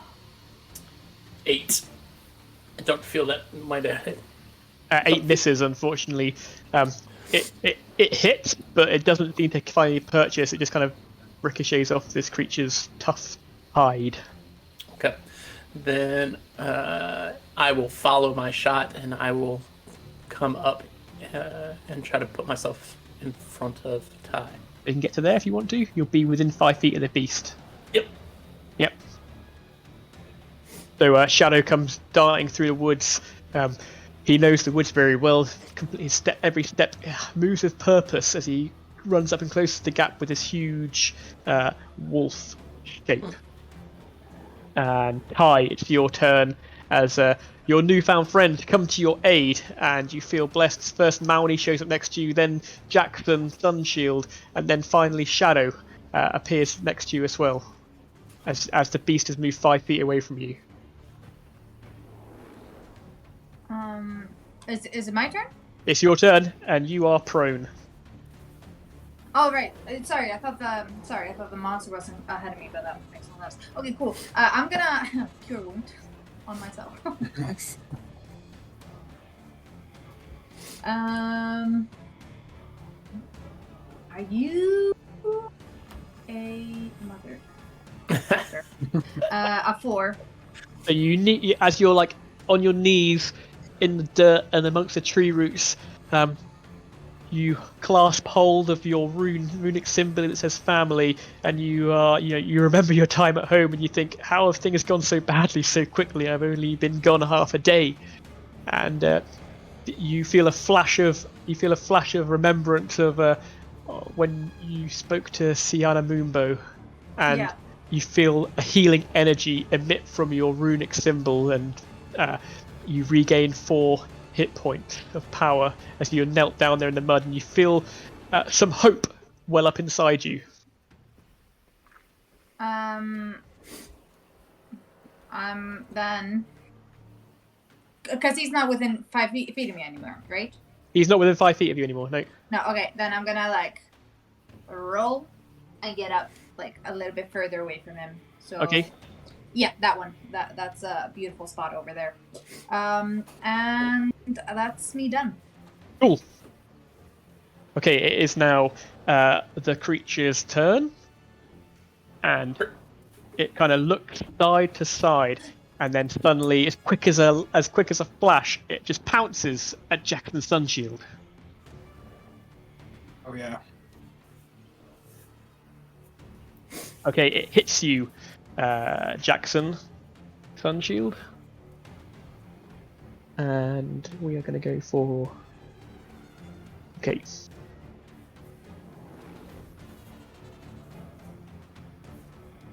"12 damage. That hurts. I'm still standing. And I need you to make me a Constitution saving throw, please. 5. 5.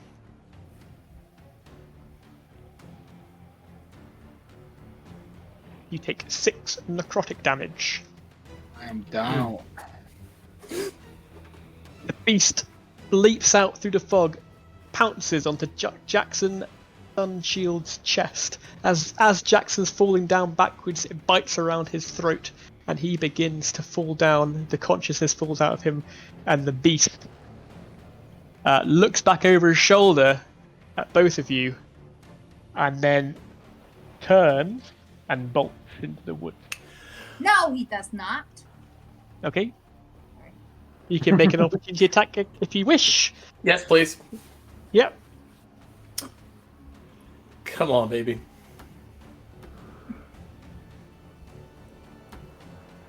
13? 13 misses, I'm afraid. Ugh. The adrenaline's pumping too hard, Shadow, and your normal steady aim fires off pings against the bough of a tree. And Ty, you can make an attack if you wish. I think he was in. No, you weren't in range, but Mauni can. Mauni can make an attack. Okay, fantastic. Because But he doesn't get pack tactics because Jackson's unconscious. yeah. Come on that. 13. 13 also misses. Mauni tries to bite, but all he gets is a mouthful of fluff from the edge of this black wolf's tail. Okay. Can I Ow. do anything, or is it just Unfortunately, because you're too far away, you're unable to react quick enough as the wolf disappears into the fog. No. And Fox, it's your turn as you see Jackson bitten, blood pouring from his wound in his chest, and the wolf disappear. What would you like to do? I don't think I have any like healing stuff. You can attempt to try and stabilize him if you want to. I can try if I Let's see if you can get there first. 5, 10, 15, 20, 5, 10. Yeah, you can just. Yep. Right. So you run as fast as your little legs will take you, Aw. and you run just past Ty, and there's the huge form. He's quite big. He's over 6 foot, 6.5 foot tall, probably. Jackson Sunshield in his chainmail armor is lying down cold in the dirt, barely breathing as he's leaking his lifeblood all across the forest floor. So make me a medicine check. Medicine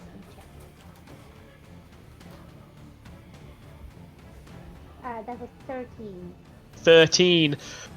Unfortunately, you haven't got too much experience with where his vitals are, and you're unable to stabilize them. But you've just managed to get even more blood of some other human all over your hands. God. Shadow, it's your turn as the wolf disappears, and you look over your shoulder and see the fallen form of Jackson. Can I check his pockets though? You certainly can next turn. I will also try to stabilize him. Okay, yeah, so roll me medicine check as you kind of rush over and kneel down by his side. What did you roll, sorry? 13. 13. Again, you're more used to the physiology of elves than humans. And being a lone ranger, you're not used to doing medicine checks on anyone. That's And you wrap a bandage around his leg, his completely uninjured, fine leg, and and he continues to lose his lifeblood to the forest floor as we head on to Ty's turn.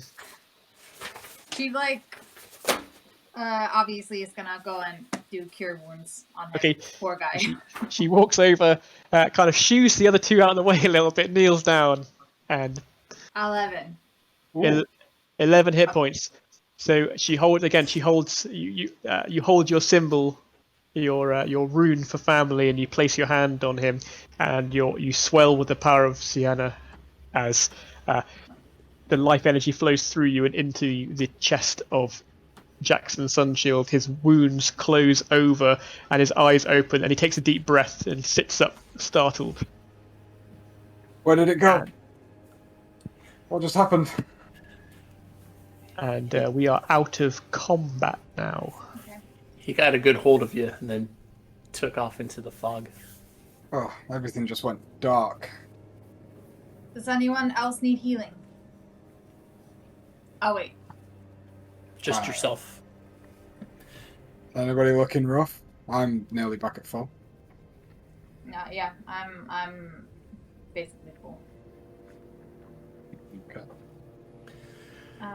Right. So, did this wolf look like a wolf, or did it look like a hybrid of a wolf? Make me a nature check. Because he had a motherfucking red eyes up in here. Nature? Yeah. 2, 8. 8. You've heard tales told of large wolves living in the woods, bigger than they should be. Do you want to make me a survival check, Shadow? I would love to.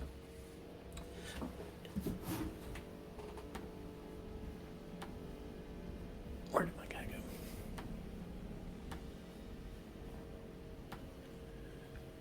Survival. Oh, damn. Oh, wait.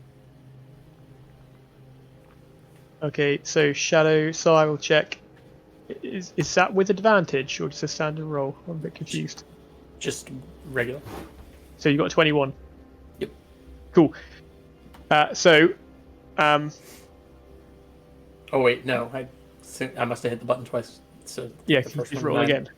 9. Yeah, cool. So 9. You spent more time in the woods than Ty has, this probably was some kind of direwolf. But you've never seen one with red eyes. I've seen direwolf before, but never with glowing red eyes. Well, Was it that can't really magical be it. then, or because- was it just a different species of like normal creature, or was it like magical? It was. You can make me an Arcana check if you want to. Fox.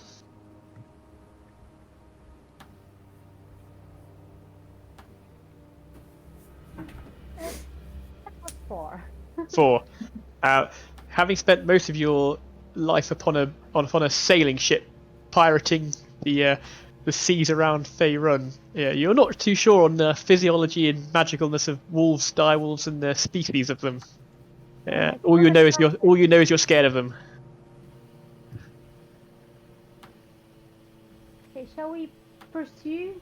Shall we like chase after him? Or... I'm not too eager, but if you want to, guys, I could stay behind too. Did Well- the wolf look bloody? Uh, Like, was he in bad shape when, like, was he fleeing, or was he just like, I can't be? make me an insight check. Cool. 24. 24. It looks fine. Oh, he looked fine. Mhm. Fucking asshole. He just Uh, winked. From the ground, I say, well, that thing can deal Throw a some punch? serious damage. So Yeah. But it can't be a maybe we- direwolf, though. Because Mona is a direwolf. So, obviously, it can't be a direwolf. I mean, if you want to chase it, we gotta go now. I think we should maybe rest. I hustle back over to the others and pull out my arrows, so I had to restock and get ready to roll. Yeah, so you managed to you regain at least you missed twice, so two of the arrows you fired are lost. Got it. But I'm not too keen on like keeping track of your arrows, to be honest, because you're a ranger and you can always make more arrows. Here's the That'll branch. work. That works for me. Yeah. I'm gonna pick up my blood and pour it back in. Yeah. That doesn't work so much. You just pick up like this horrible earth full of like grubs and worms and roaches. You realise the soil around here is absolutely full we're- of insect life. We're full health, most of us. But spell-wise, I'm tapped. You realise now the time of day it is. It's afternoon. Okay, it's afternoon. So, well, we want to get to the place, which apparently is kind of shady because 2 letters with the same names, but like different situations. I feel like we're being duped into going into here. And do we continue into the woods, or do we go back to the road? The Well, I road think- could be safer. Yeah. I think we should follow the road. Okay. At least Sure. that way we definitely know where we came from. Yes, Jackson. Would I be able to tell how low on health Ty is to get her back to full? You can tell when someone's bloodied. So she's got some scratches and things on her face. She looks like she's been in a battle. But you can only tell if someone's really damaged if they're below half health. Okay, So she's well, not like bleeding profusely from any wounds. yeah. I Just don't think you are. Are you, Ty? You're not below half health, are you? No, No. over half.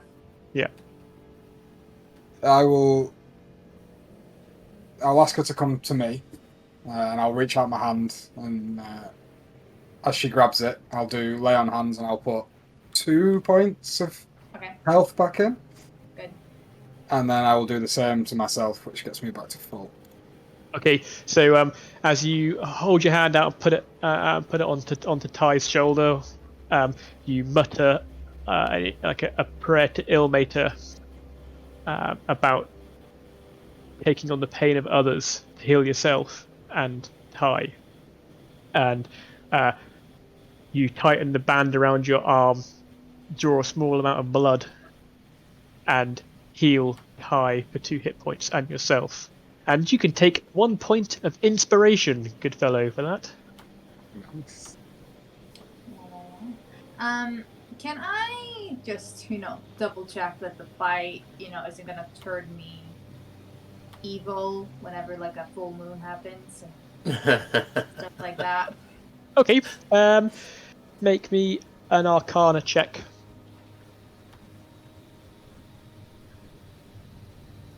11. 11. You've heard of werefolk, I guess, like lycanthrope, Yep. and there have been rumours of lycanthropes attacking some of the villages surrounding Daggerford, but you aren't sure on how to identify whether you've been bitten by a lycanthrope or not. But the wound's healed quite cleanly, as Okay. best we can tell. It's a clean heal. Okay. You don't have any, fancy spells, Jax, to make sure, I'm not. Like Spells? No, that's not Okay. my forte. Cool, You don't have any reason to suspect it was a lycanthrope either. Okay. It didn't. Cool. Back to the road. Back to the road? Back to the road. So you make your way back towards the road. It doesn't take you too long. Shadow's quite an expert at navigating the woods the way you came, following the kind of broken path you followed herein. And as you look behind you, the area you were is just now engulfed in a thick fog as you're back on the road. And you can continue heading in a direction deeper into this wooded area, away from the gate where you once were. Has it changed then since we walked off the road? The road's the same, but the fog The fog seemed is thicker. the fog came in and covered where you were, but as you left that area in the woods behind you, it seemed to Dissipate, yeah in a way. yeah Or listen. yeah, and the fog seems to have eased off when you're back on the road again, and it gives you a clear urging to move forwards. The fog seems to be closer behind you and further away in front, so it's encouraging you to walk down the road in a certain direction. Does that make sense? Feel right. Yeah. Yeah. Alright. Can I see anything? I know our vision is, but if it's seeming to lessen as we go, can I see anything ahead of us? Yeah, make me a perception check, please. 15. 15. All you can see is fog and trees and road for at least another 3 or 4 hours, really, is what you see as you're walking along this road. Until finally the trees finish and you're on... There's open grassland now on either side of you. You seem to be in a moorland grassland area. And you can see buildings in the distance. Tall shapes loom out of the dense fog that surrounds everything. The muddy ground underfoot gives way to slick, wet cobblestones. The tall shapes become recognizable as village dwellings. The windows of each house stare out from pools of blackness. No sound cuts the silence as you begin entering this strange village. You can hear a mournful sobbing echoes in the distance.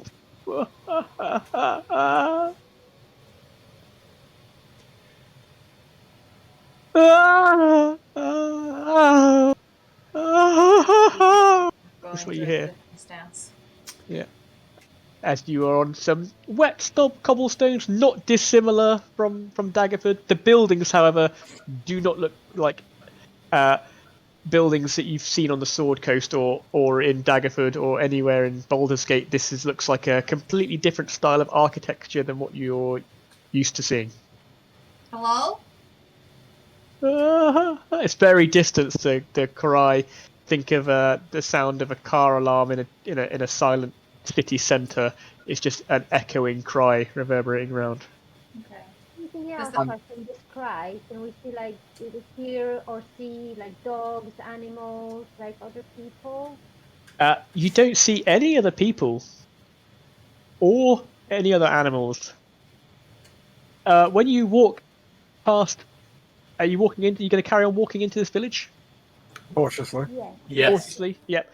So as you're walking through cautiously, what's your marching order going to be? I'll go at the front.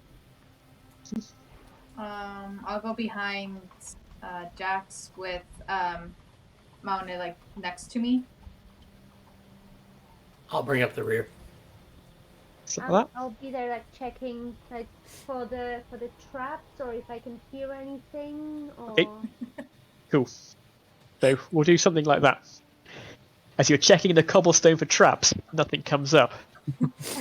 oh, so we're not in the village yet. You are, Oh, yeah. You're in the village. You're in Okay. this. You're in the village. It kind of is opening up around you.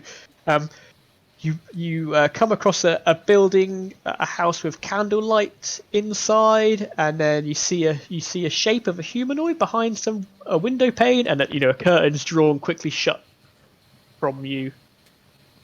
And This you is see like a house or like an inn or yeah, there's lots of houses, and you do see you eventually after passing 5 or 6 houses, heading in towards what you believe must be the centre of this village.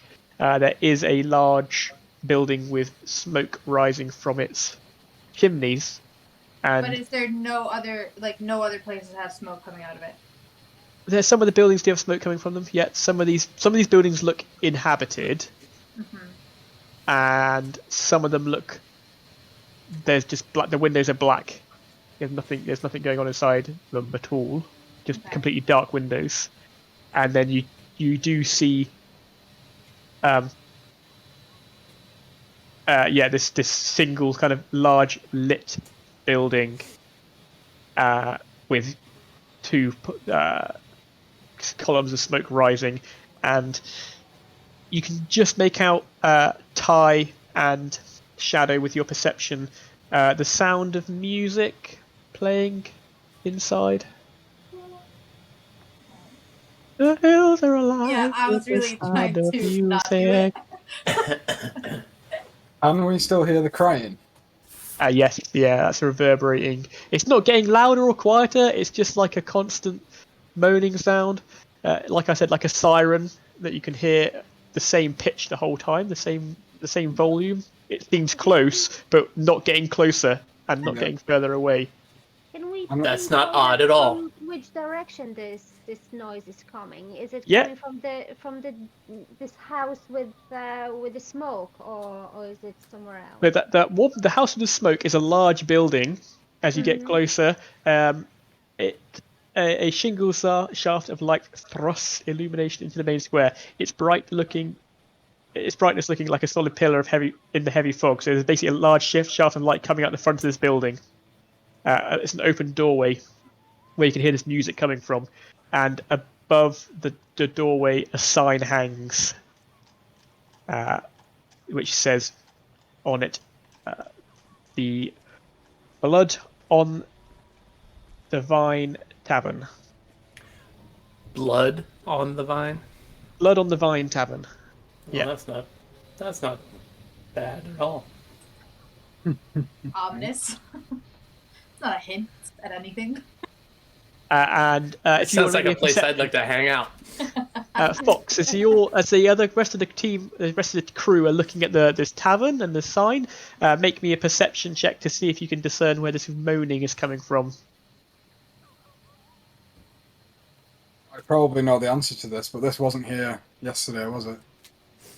This village, no, it wasn't here. That was 21. 21. So from where you are, the sound of the crying is to the south of where you are. Let me show you a map. Ooh. The first map of the game. So I'll send you this in chat in a min or later on. Okay. It's not super important, but it's nice to be able to put into. So you've come from here. You've come along here. This is the inn. This is the entrance to the inn here. And the moaning sound is coming from around this area somewhere. So I'll put on our little halfling. That's where you guys are. Okay. So the opposite direction of the inn. Yeah, to the south of the inn basically is so north is where I'm pointing. So to the south is where this moaning is coming from. Okay. Does it sound So like crying, or does it sound like someone is like hurting, or do we know?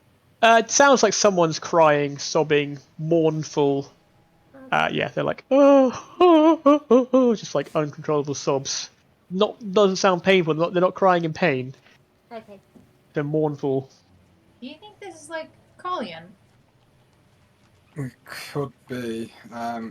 If somebody's in trouble, I need to go and at least check to see if I can help.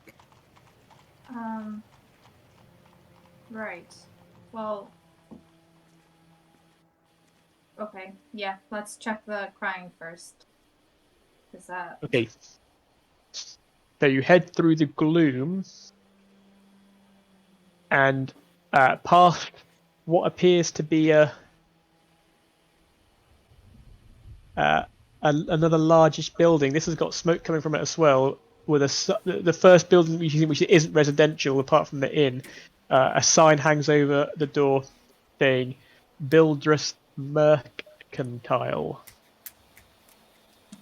And as you pass this shop, the sobbing now is finally getting louder, with Fox leading the way, and it seems to be emanating from a 2-story dark townhouse. So an oldie fashioned townhouse, stumpy slate roofs, bricks at the bottom, with mortar and wood top to it. Can I check if the door are locked? I'll be 1 second. So the noise is definitely coming from inside. So do you want to try the door, or just you want to try opening the door? I want to try if the door is locked. Yeah. Yeah, okay. So as you turn the handle on the door, it is open. Wait, Fox. We should maybe knock before we go in. You know. Well, I'm a thief, you know. I usually don't knock. I totally understand that. And I'll just knock You on can the try door. window if that makes any more difference. So as you knock on the door, the moaning gets louder. Oh, please, my sweet Gertruda, please, my dearest sweet Gertruda, do come home. Hello, Who's there? Gertruda? Oh, it must be you, Gertruda. Please, come in, Gertruda. Come No. back to me. No, I'm not Gertruda. My name is Ty. Are you okay, ma'am? Sir? Human? Oh, it sounds like a woman. Okay. Oh, please, please, you must help me. You must find my dear sweet Gertruda. Can you come to the door? You hear sobbing, weeping, and then the slow footfalls of someone coming down the stairs. Oh, gosh. And next to the door, the curtain slides open, and a woman is looking out at you. She's got plain clothed hood, her skin's pale, bags hang under her eyes. Her eyes are really red. She's been crying. They're not glowing red. They're just like she's been upset, Yeah. crying eyes. And and she says, "Oh, you are not from here. We don't have your kind. Where are you from? Have you seen Daggerford. my daughter Gertruda?" I can't say that we have. Where are we? This is Barovia. We're in the right place, guys. What Okay. do you mean? What do you mean you don't have our kind? She looks at you and she's like, "Hmm." And then she sees the halfling as well, and she goes, "Oh, oh, no, no, thank you," and draws the curtains. No. I'll knock again and say, "What about me? We're here to help if you're in trouble." "Oh, please, please, I want no trouble at all, but I just want my dearest Gertruda back." And she begins sobbing. Can you tell us what she looks like? She's a beautiful girl, and she holds up a doll. This was Gertruda's favorite doll. Oh, Gertruda is my heart. She means everything to me. And she I'll just turn. begins sobbing. She begins sobbing again. I'll turn to Ty. Could Mounty maybe get a scent? I How will- have a very nice wolf. And Make me a persuasion check. Okay, because I don't. I'm afraid if she Matt, sees can the I wolf, help? she's Yes, gonna yeah, be you like, can, you nope. can roll Very you can roll it you can roll it with advantage because Jackson's going to help you. Persuasion. Okay, advantage. Are we inside? Of the Oh, okay, house? Are we doesn't still matter. at the Well, door? they're a fucking 10. A 10. um, at the sight of now she's seen Mounty as well. Devil creatures, all of you.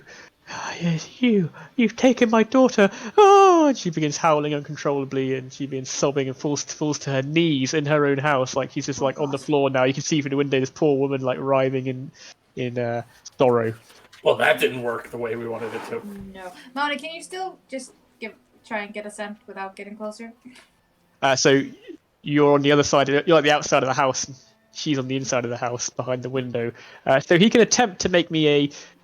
This would be a survival check for Mounty. He can make it. Well, it'll be a straight roll Kind of because like get to he's the not door inside. and like under the. Yes, Okay. yeah. Give it a square. That shoot. That was perception. That's not the right one. There we go. Oh, I have to do that. 13. 13. You're not sure. I mean, Mounty's done what you asked him to do. He's knelt down and he's like sniffed, Okay. and he may or may not have gotten the scent. Okay. All right. Well, ma'am, what's your name? Mary, Mary. Nice to meet you, Mary. We'll have you try to seen my find- daughter Gertruda? No. What does she look like? Oh, she's a beautiful, fair young girl. Oh, she's gone missing. She's gone missing. There's devil folk around, you see. They've taken her. They? Who is they? Who are you? And she's like begins this full circle conversation with you again. Yeah, I was gonna ask. Is it just more like she's having the same conversation over and over again? Okay. Seems to be. Oh, I thought somebody had cast something out. I missed it. Okay, is it? Can I like sneak into her house without her noticing? You can try. Mm. How are you wanna gonna try. do it? There's windows. Let's have a look. Do we? Oh no. Look Okay, at I that tried- beauty. So- Is she at the door now? She is lying. You're not sure where she is, but the people who look through the window, she's lying on the floor of her, like the room at her entrance to her house. She's just lying there, crying. Okay. uncontrollably, Okay, sobbing, holding onto some rag doll you can see just about through the window. You did say that the door was open. Door So is open, yep. So I'm going to sneak in through the door Okay, and see if there's anything like suspicious so just so inside. you understand where she is, she's like on the other side of that door, lying on the Oh, floor. okay. Okay, so no then. To the window then. Yep, so she's... you could try and find a window around the side if you go in that window Yeah. where she... Yeah, cool. So you do find a window towards the back of the building which leads into a separate room from where she is. Okay, can I look into there, or is it covered with something? Can I There look are... into Well, you through can the see it, and window? you can see it is a different... You can't see her. There's a door on the Yeah. other side, so it separates... It seems to be her, like, kitchen area, pantry or something. Okay, so can I check if it's like safe to sneak Yeah, in? roll me an investigation check. Yeah.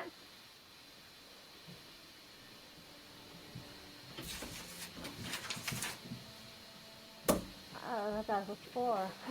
Four. Yeah, the window. It looks. You know, you could probably Looks like a get in this window. window. Looks great. Well, it looks fine. It looks like a window. Okay, I'm going to try anyway. I'm Okay. going to try to open the window and sneak. Okay. So the window is locked, but you can attempt to jimmy the window open with your thieves' tools if you want. So you can make me a. This would be a thieves' tools check. So roll me a d20 and add your proficiency modifier. Could I just try and like distract Mary while Yeah. she's like doing So that? you Just can talk to her again. You can go through yeah, the yeah, circle of talking if you like. yeah. And then she looks up and she's like, "Your kind? We don't get many of your kind here. You must be spies. Spies of the devil." If she says that, can I kneel in front of her and say, "Do you recognise any of our kind?" So she's at the window again and she's like, "Well, you're a human like Yes. us. We don't get many others around here. What Well, are you doing with them? Are you a these spy are as well?" no, these are my friends. We're here to help. Oh, what was the name gone? Irina. Yeah, Harina, that was the one. Oh, Irina. Oh, the family. Poor Burgermeister's daughter. Oh, it's terrible. It's terrible what's happened to her. Could The you same tell thing's us? probably happened to Gertruda. Poor Gertruda. Have you seen my daughter Gertruda? We will look for your daughter. Okay, Please. I rolled 19, but I don't know how to check how. What is my proficiency modifier? +2 in it at the moment, I think, at level 1. Unless you put expertise in the thieves' tools. So you manage to basically jammy the window open. You take out your crowbar, and there's a slight clunk, but very quietly as the window is jimmied open, and you can kind of climb yourself and enter the back of this building. And you are in a small kitchen area, wooden tables. It's dull, a dull, dreary grey building. There's a single candle lit inside, and there is not much around. Okay, anything worth stealing? No. It seems you haven't got very much in the way of belongings in this area of the house. There's Okay. one door that leads further in, and there's one door that leads back out into the streets around. Okay, I'm going to go like into the house to Okay. try to find like to find the lady that is on the ground Okay. and see if there is anything like unusual that I can check with. Okay. So as you open the door, this hunched over woman. You open the door. You look into the room. Sits up and stares straight at you. Foul beast! I didn't allow you in my house. And she just starts screaming, "Get out! Get out! Get out right now!" I take it it's at this point we notice that Fox isn't here anymore. Yeah. Yeah. Okay, so she sees me. She sees you, and she's backing away from you, and she's backing away from the door towards the stairs that lead upstairs. Get out, foul beast! Spy, devil spawn! She's howling all these words at you. Spy. Okay. I'm going to back into the this kitchen or pantry area and close Yep. the door behind me. Okay. Now, can I go into like hiding and try to actually sneak so she cannot see? It would be very difficult Okay. unless you were to okay. wait here for like 2 or 3 hours, which you could do if you want to. But she's No, that's she's fine. in there. She knows you're in her house now. Yeah. Okay. That was a fail attempt. I was I'll just try out. I'll shout through the front door. Fox, come on! Okay. Okay. Let's go. Should we go to the blood on the vine? Think that's our best bet. Yeah. That was a little strange the way she That was- started yeah, that conversation all over again. Over and over again. I wonder if we go to other places. Nah, that wouldn't make sense. I think that's just very weird. Cool.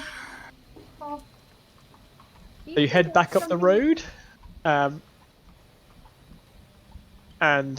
past Builderous Mercantile, and towards Fox, the blood on the stay blood with on the us. vine tavern. And the tavern is. Are you going to enter the tavern? You're going to go just walk in. well, yeah. Yeah. Cool. So as you enter the tavern, it's dark and gloomy in here, but there is a fire going.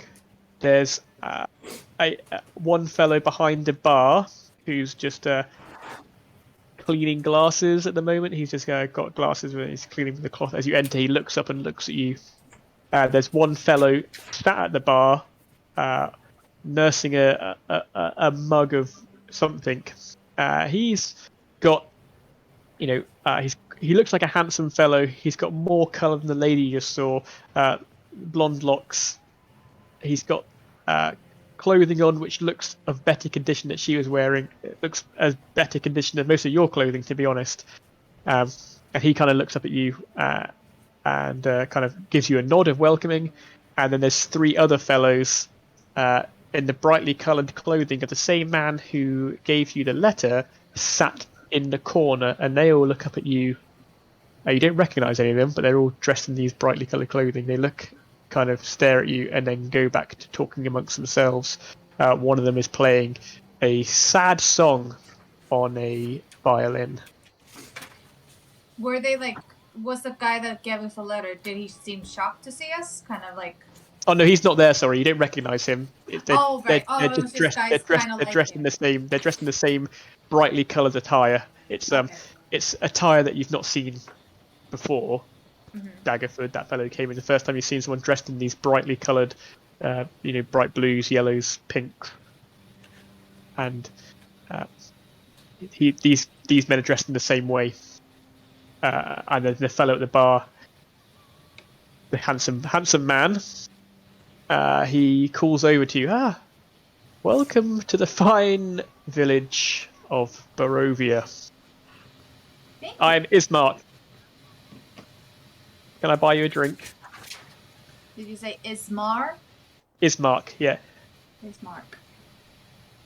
And are you Ismark. the barkeep? Oh no, this is the barkeep, Arik. And Arik is the fellow just cleaning the glasses on the other side. So Ismark sat on the patron side of the bar, nursing a mug. I'm Ismark Kolyanovich.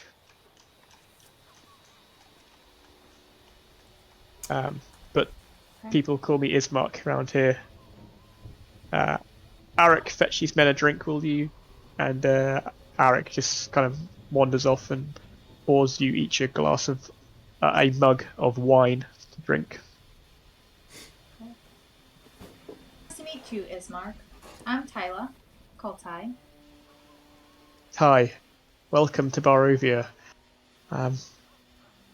You are strangers to our land, yes? I don't recognize you even as humans. I've never seen someone as fair as you, he says as he looks at you and looks upon you. Oh, thank you. I do try. What land is this? This is Barovia. In what region? Barovia is the village, and Barovia is this land. We are in Ravenloft now. Ravenloft. And he says, have you not seen the castle from here? Did we say see that the I- castle? Not You yet. didn't see a castle. No, you haven't seen a castle. He's like, I suppose the fog is just too much for you right now. You cannot see anything. That devil Strahd is causing us so much pain. Nothing but pain and anger. He downtrods the people of Barovia are so downtrodden. So, the fog is your doing. No, the fog is Strahd's doing.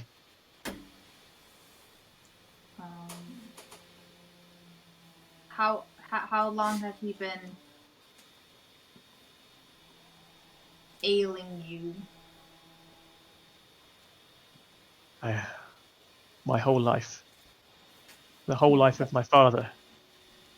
The whole life of his father. This fog There has has been here your entire life. no. The devil Strahd has been here my whole life. He controls this land. How His does will, one man do all this? and he looks straight at you, and he is no man. He is a devil.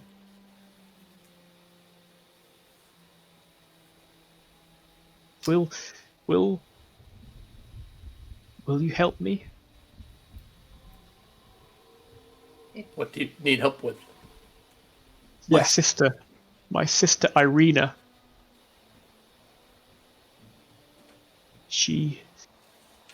We need to get her out of here. That was the name on the letter.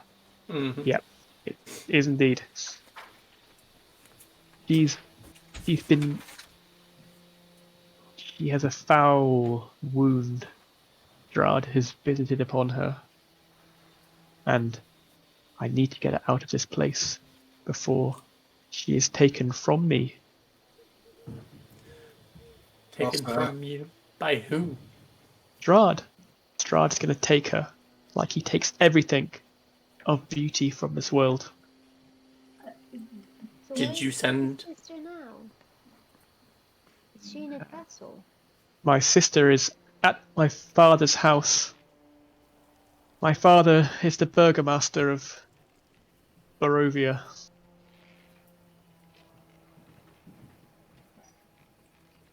forgive me, but what is a burgomaster?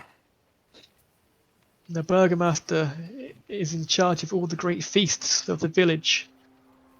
He runs the village of Barovia. He's a good man, but with the visit upon Irina and the wound afflicted upon her, the visits at the night from the spies of Strahd, he's lost. He lost his will to live, and his heart gave up, fully broken, and he died a few days ago.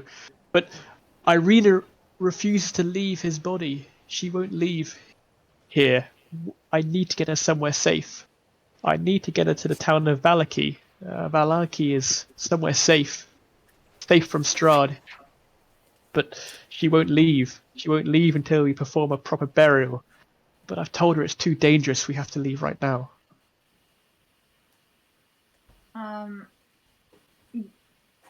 Would I have heard of, like, in the area anywhere, Valaki?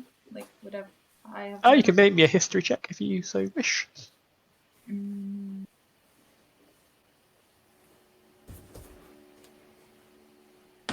6. 6. You have not heard of the village of Valaki. Cool. But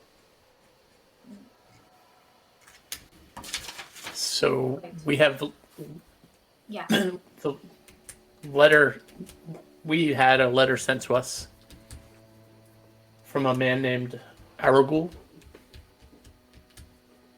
That name is not known to me. May I see the letter? Yes. So you're going to show him the first letter, the one that you were given. This, he looks over, and this is signed by my father, but it's not his handwriting. This is not written by him. I whisper to Ty, should we show him the second letter? I think maybe we should show him the seal. Oh, hold on, I got that. Oh. I almost had this figured out. Do you know what this is? And he kind of holds his eyes. This is the seal of Castle Ravenloft, the seal of Strahd. So, I wonder why he has brought you here. But please help my sister. Of course. I beg of you. Is he giving off any weird? Yeah, make me an insight check.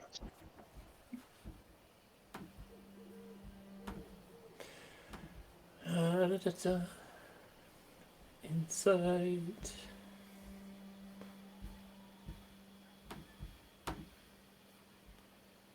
That Good 12. 12. 12. So he seems like a man at his wit's end, and he wants out, but he's drinking his sorrows. Okay. Why would Strahd? 21 on the inside. Okay. Is he lying to me? Is he lying to us? That doesn't seem to be lying as you read his signals. As you kind of watch over him, you have spent a lot of time amongst liars in your life as a pirate, and he's not giving off any tells that he's lying.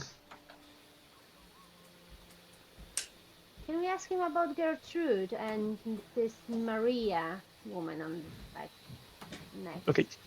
next door? Yeah. So he says, "Oh, Mad Mary, poor Mary. His daughter Gertrude. Gertrude was housebound. Mary raised her and never let her leave the house. Until one day Mary walked out, never returned." So who is missing, Mary or Gertrude? Sorry. Gertrude got up. Gertrude was raised housebound, and then she got up and just left, never to return. Just a few weeks ago.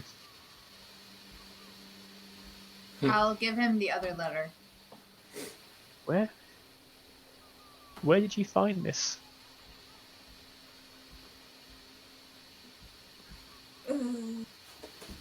So with that human, was he also wearing like frightful colors and stuff like that?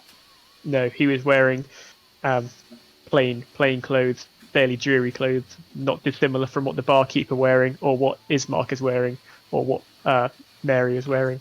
Okay, cool. So it's not necessarily his brother. So we found it off a deceased human. In the mists, in the woods. And he begins reading through. This is my father's handwriting. It seems his last attempt to try and rid these lands of the curse have failed. the spies stopped him at the gates. Do you believe in For- fortunes? Sorry. And he says, "Believe in fortunes.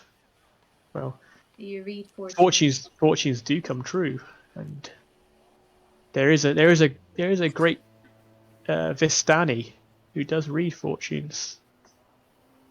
Oh, what? Vistani, the traveling folk."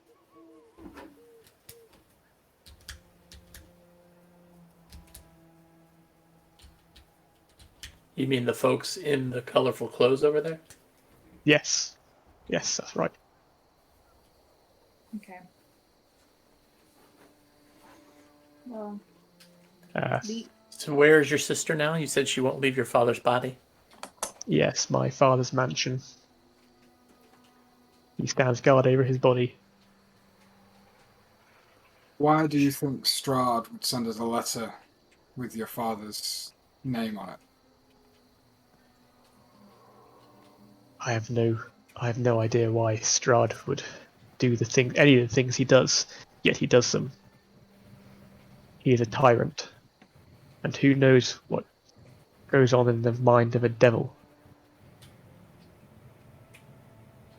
Should we go to see Irina? yeah. Oh, please, you'll help me, and I'll take you there. All right. And he leads you uh, through the town. He pops down a couple of coins on the table, and the barkeep just kind of takes them. Is it Yes. a good tip? The coins he puts down Mm-hmm. bear no resemblance to the coins you're used to seeing. It seems to be a different currency to what you're used to using in Daggerford. Different fucking plane, guys. Yeah. And as you begin to head south, you head past Mad Mary's again, and moaning and weeping continues. And Ismark leads you through, and more curtains are drawn and closed off as you approach houses which are lit, lit from the inside. You see the faces of these dour people behind some of the curtains staring at you. As Ismark leads you past, he explains the dour nature of the people of the village of Barovia, how they have become so downtrodden they barely speak to anyone anymore and trust no one, least of all outsiders, especially those not of human descent. Oh, racist. They are pretty xenophobic. Pull my hood up. Yeah. Yeah. Yeah, Me can I too. go I into try that and sneak mode? Meek mode. Yeah, so you kind of Sneak blend in. mode. I'll just say to Monet, just look as friendly as you can be. Right? Just don't be vicious. Eventually, you come to a weary looking mansion. It squats behind a rusting iron fence. The iron gates are twisted and torn. The right gate lies cast aside, while the left swings lazily in the wind. The stuttering squeal and clang of the gate repeats with mindless precision. Weeds choke the grounds and press with menace upon the house itself. Yet against the walls, the growth has been trampled down to create a path all about the domain. Heavy claw markings have stripped the once beautiful finish of the walls, and great black marks tell of fires that assailed the mansion. Claw. Claw marks. Not a pane nor a shard of glass stands at any windows. All the windows are barred with planks, each one marked with stains of evil omen. Irina! Irina, it's your brother, Ismark. People have come to help us, Irina. It's finally time for us to leave. We must leave. The big wooden door, swings open, and there stands a tall, dark-skinned woman, very handsome, long dark hair all about her. At her side is a long sword, and she wears armor upon her. Brother, it's good to see you, but we shall not be leaving until father has received a proper burial at the church. What is needed? What is needed? Yeah, And she I looks. asked. I yell at her. What is needed for proper burial? Well, you must help carry my father through the town and to the church at the other end. We can do that. No Um, worries. Why haven't you Ismark speaks taken up. him? So Ismark speaks up. Irina, we don't have time. The longer we tarry in the village, the easier it will be for Strahd to come and take you away from us. You know his powers within the village. You know his powers. He will just be on us. We have to get out of here quick before he gets here. And the burial. We have to wait till dawn. You know, for a proper burial. Um, Why is she in armor? Yeah, I was thinking that. okay, so uh, Irina says armor. She hears you whisper. Well, to protect my home from the spies of Strahd. Every night, for weeks, we have been assailed by wolf, by bat, by rat, by spies, by the walking dead. She says, Walking Dead. I'm going to use my last divine sense Yeah, because it makes me tingle hearing them words. yeah. Can't find my mouse. Where are we going? There it is. Just clips And the holy symbol and as you yeah. kind of mutter under your breath, uh, you don't sense any undead close to you. Okay. 0 for 3. One day. And she looks at you and says, "They don't come out in the day. They come out at night, mostly." Mostly. So what time is now? Is it afternoon still? Yeah, it's like the late afternoon. So why can't we Okay. just go and quickly bury this guy and just head on before it gets dark? Irina interrupts you and says, "He must receive a proper burial, or he'll become one of them. We must bury him at dawn's first light, and make our blessing to the Morning Lord.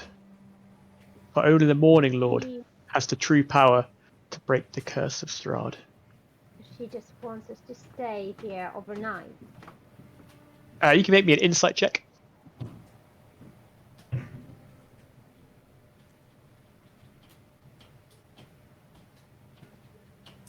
14? 14. Okay, so with that roll, she there's a thin veneer of strength on her face, and she seems to be genuinely slightly scared about what's happening. But she has firm beliefs that she needs to follow to make sure her adopted father, receives a proper burial. You get what she's saying is true. She doesn't want you just to stay here to be at night time. She wants to make sure her father has a proper burial. Do we see But any wound? But to give Make him a proper burial, we'll have to stay overnight. Yes, you would have to either here or at the church. Sorry, do you see any wound? Make me an investigation check. Nice. 20. What was that? Sorry, 20. Cool.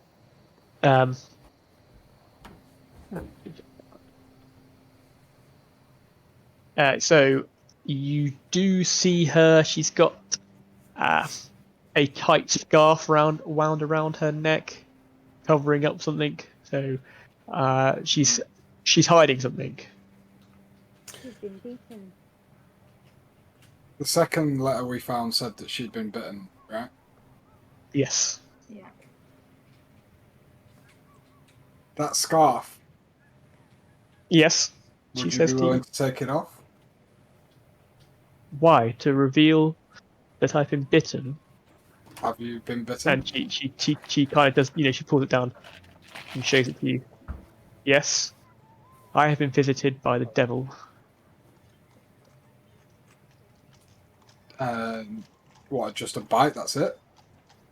It seems like a bit of a waste of his time just to come and bite somebody and leave. Rude. She she kind of begins to laugh. Oh, if only. Yes. Well, we'll see how you feel when he visits you, shall we, brave knight? Well, if we're gonna give your daddy-o a burial, we need to get him out into the church so that we can just do it at dawn and get it over with. Cool. So Irene's like, yes, well, we'll move him now and we'll stay there. As long as we're in a building and Strahd Surely if they're evil, Strahd can't get to us. surely if they're evil, they can't get inside a holy place. That's my logic. How did he get to you? I'm not sure. I can't remember very well. I remember opening the doors to the mansion, and then I woke up with this bite mark, and my father was a pale man he once was. But you were in the mansion. I opened the door and saw a man. I saw the devil, and that's what I remember before waking up. Okay, don't open the doors. Yeah. And Ismark basically says to you, he has to be invited in. Do not invite him in. Okay. This is why we keep our doors closed and barred, to keep the devil at bay. How far is the church? Is it going to be a problem getting him there before dark? You don't think so? It's probably a 15, 20-minute walk. It's not too far. Jackson, Yep. you want to pick this man up and get his body down to the church? May I carry your father to the church? So she says, "We have yes. Thank you. Oh, thank you, Morning Lord. Finally." And she brings you in, and there is the body of this large bloke. He was probably a healthy man while he was alive, a healthy, rotund man. But now he's quite dead. Been dead for some time, a few days at least. The smell is not great. Who would be the next strongest looking person of the group? Probably. I mean, Shadow looks pretty strong. I'll probably turn to Shadow and say, I might need some help. And Ismark and Irina both are going to help as well. And you basically they pull an old door. There's an old door that's been broken down, and his body's on the door, and you carry it on this old door. Like a litter. And she lays one of the curtains, which is like semi-burnt, across his body, so his face is covered. Good. And the four of you begin carrying. He is heavy. He's a heavy fellow. So your movement speed is halved if you carry him through the streets. Yes. Sorry, maybe it's too late. I can do it afterwards once we get there. Before we took him and whatever, could I just do a quick check to see what his ailment was, what killed him? Yeah. Make me a medicine check. Okay. Oh. 20! 23. 23 total. Yeah, 23 total. Okay, so there's no wound that you can see. Okay. And as you kind of open his eyelids, which have been closed, Irina looks at you like, "What are you doing?" But you can see a sadness still in his eyes, a great sadness. Okay, great. Sadness. And that's basically. It seems that's what's killed him. Okay. And the story that's been told seems that matches really. Matches. He basically, his heart gave out. It died from sorrow. Yeah. I'm just double checking. He's definitely dead. He is scout definitely ahead. dead. So as Mauni and Tai walk just ahead, some you see some of the people in the windows. They kind of open their windows or even open their doors and bow their heads as you make your procession through the town, the village of Barovia. People come out almost to say like goodbye. I thought something else was going to happen. So far, that's better than what I was getting ready for. Preparing. Oh, As you make your way back past the Blood and the Vine, you begin to climb slightly up the cobbled stones, and atop a slight rise, you can see a grey, bagging edifice of stone and wood. This old church, surrounded by an old churchyard. The gates again are open. A bell tower rises from the back, and you can see the flickering of lights again in these windows. You can see there's holes in the shingled roof as you approach. Again, the heavy wooden doors of the church are covered with claw marks and scarred by fire.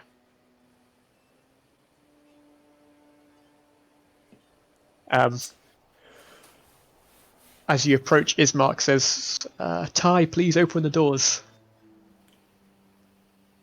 I will open the doors.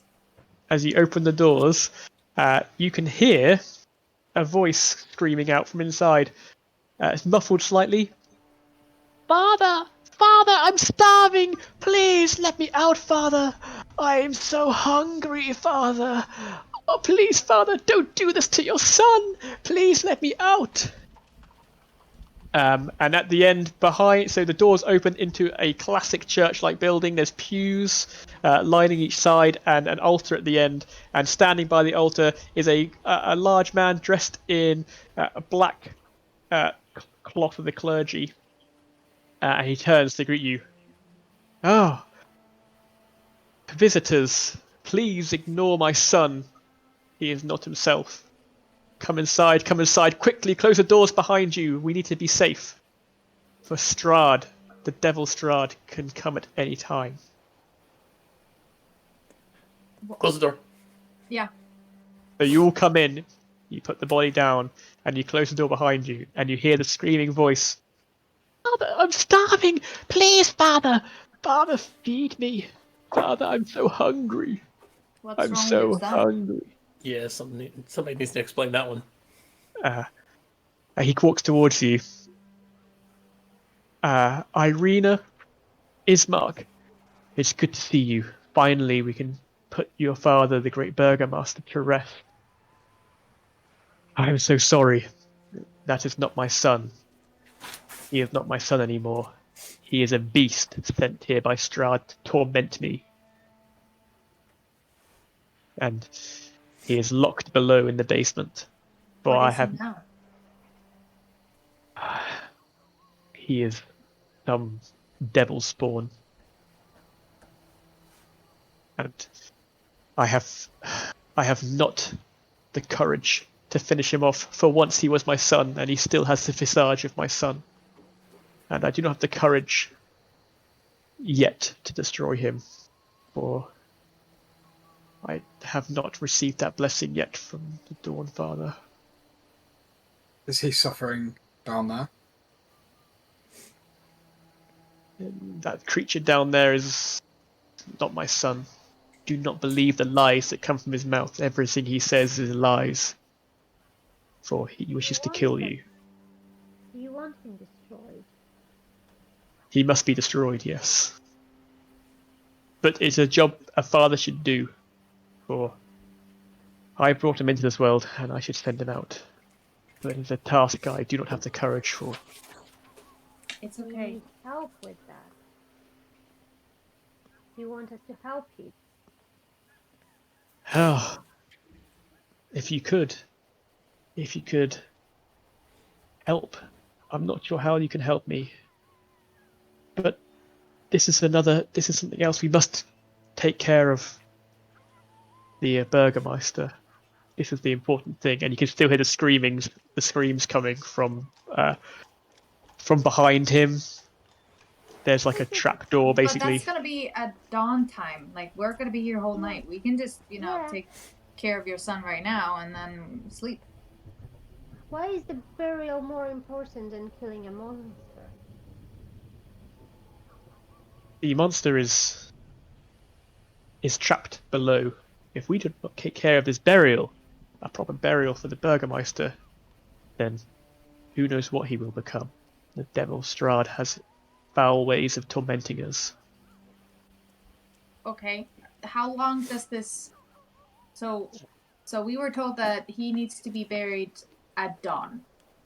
Yes, in the cemetery out front. Mm-hmm. And how long does that process take? Well, we must dig him a grave. How quickly can you dig? Ah, okay. Now I understand what you're saying. Cool. And then tomorrow morning I must perform the rites while we bury him. And then his So- soul will be safe. Do we need to dig this grave now? Yeah.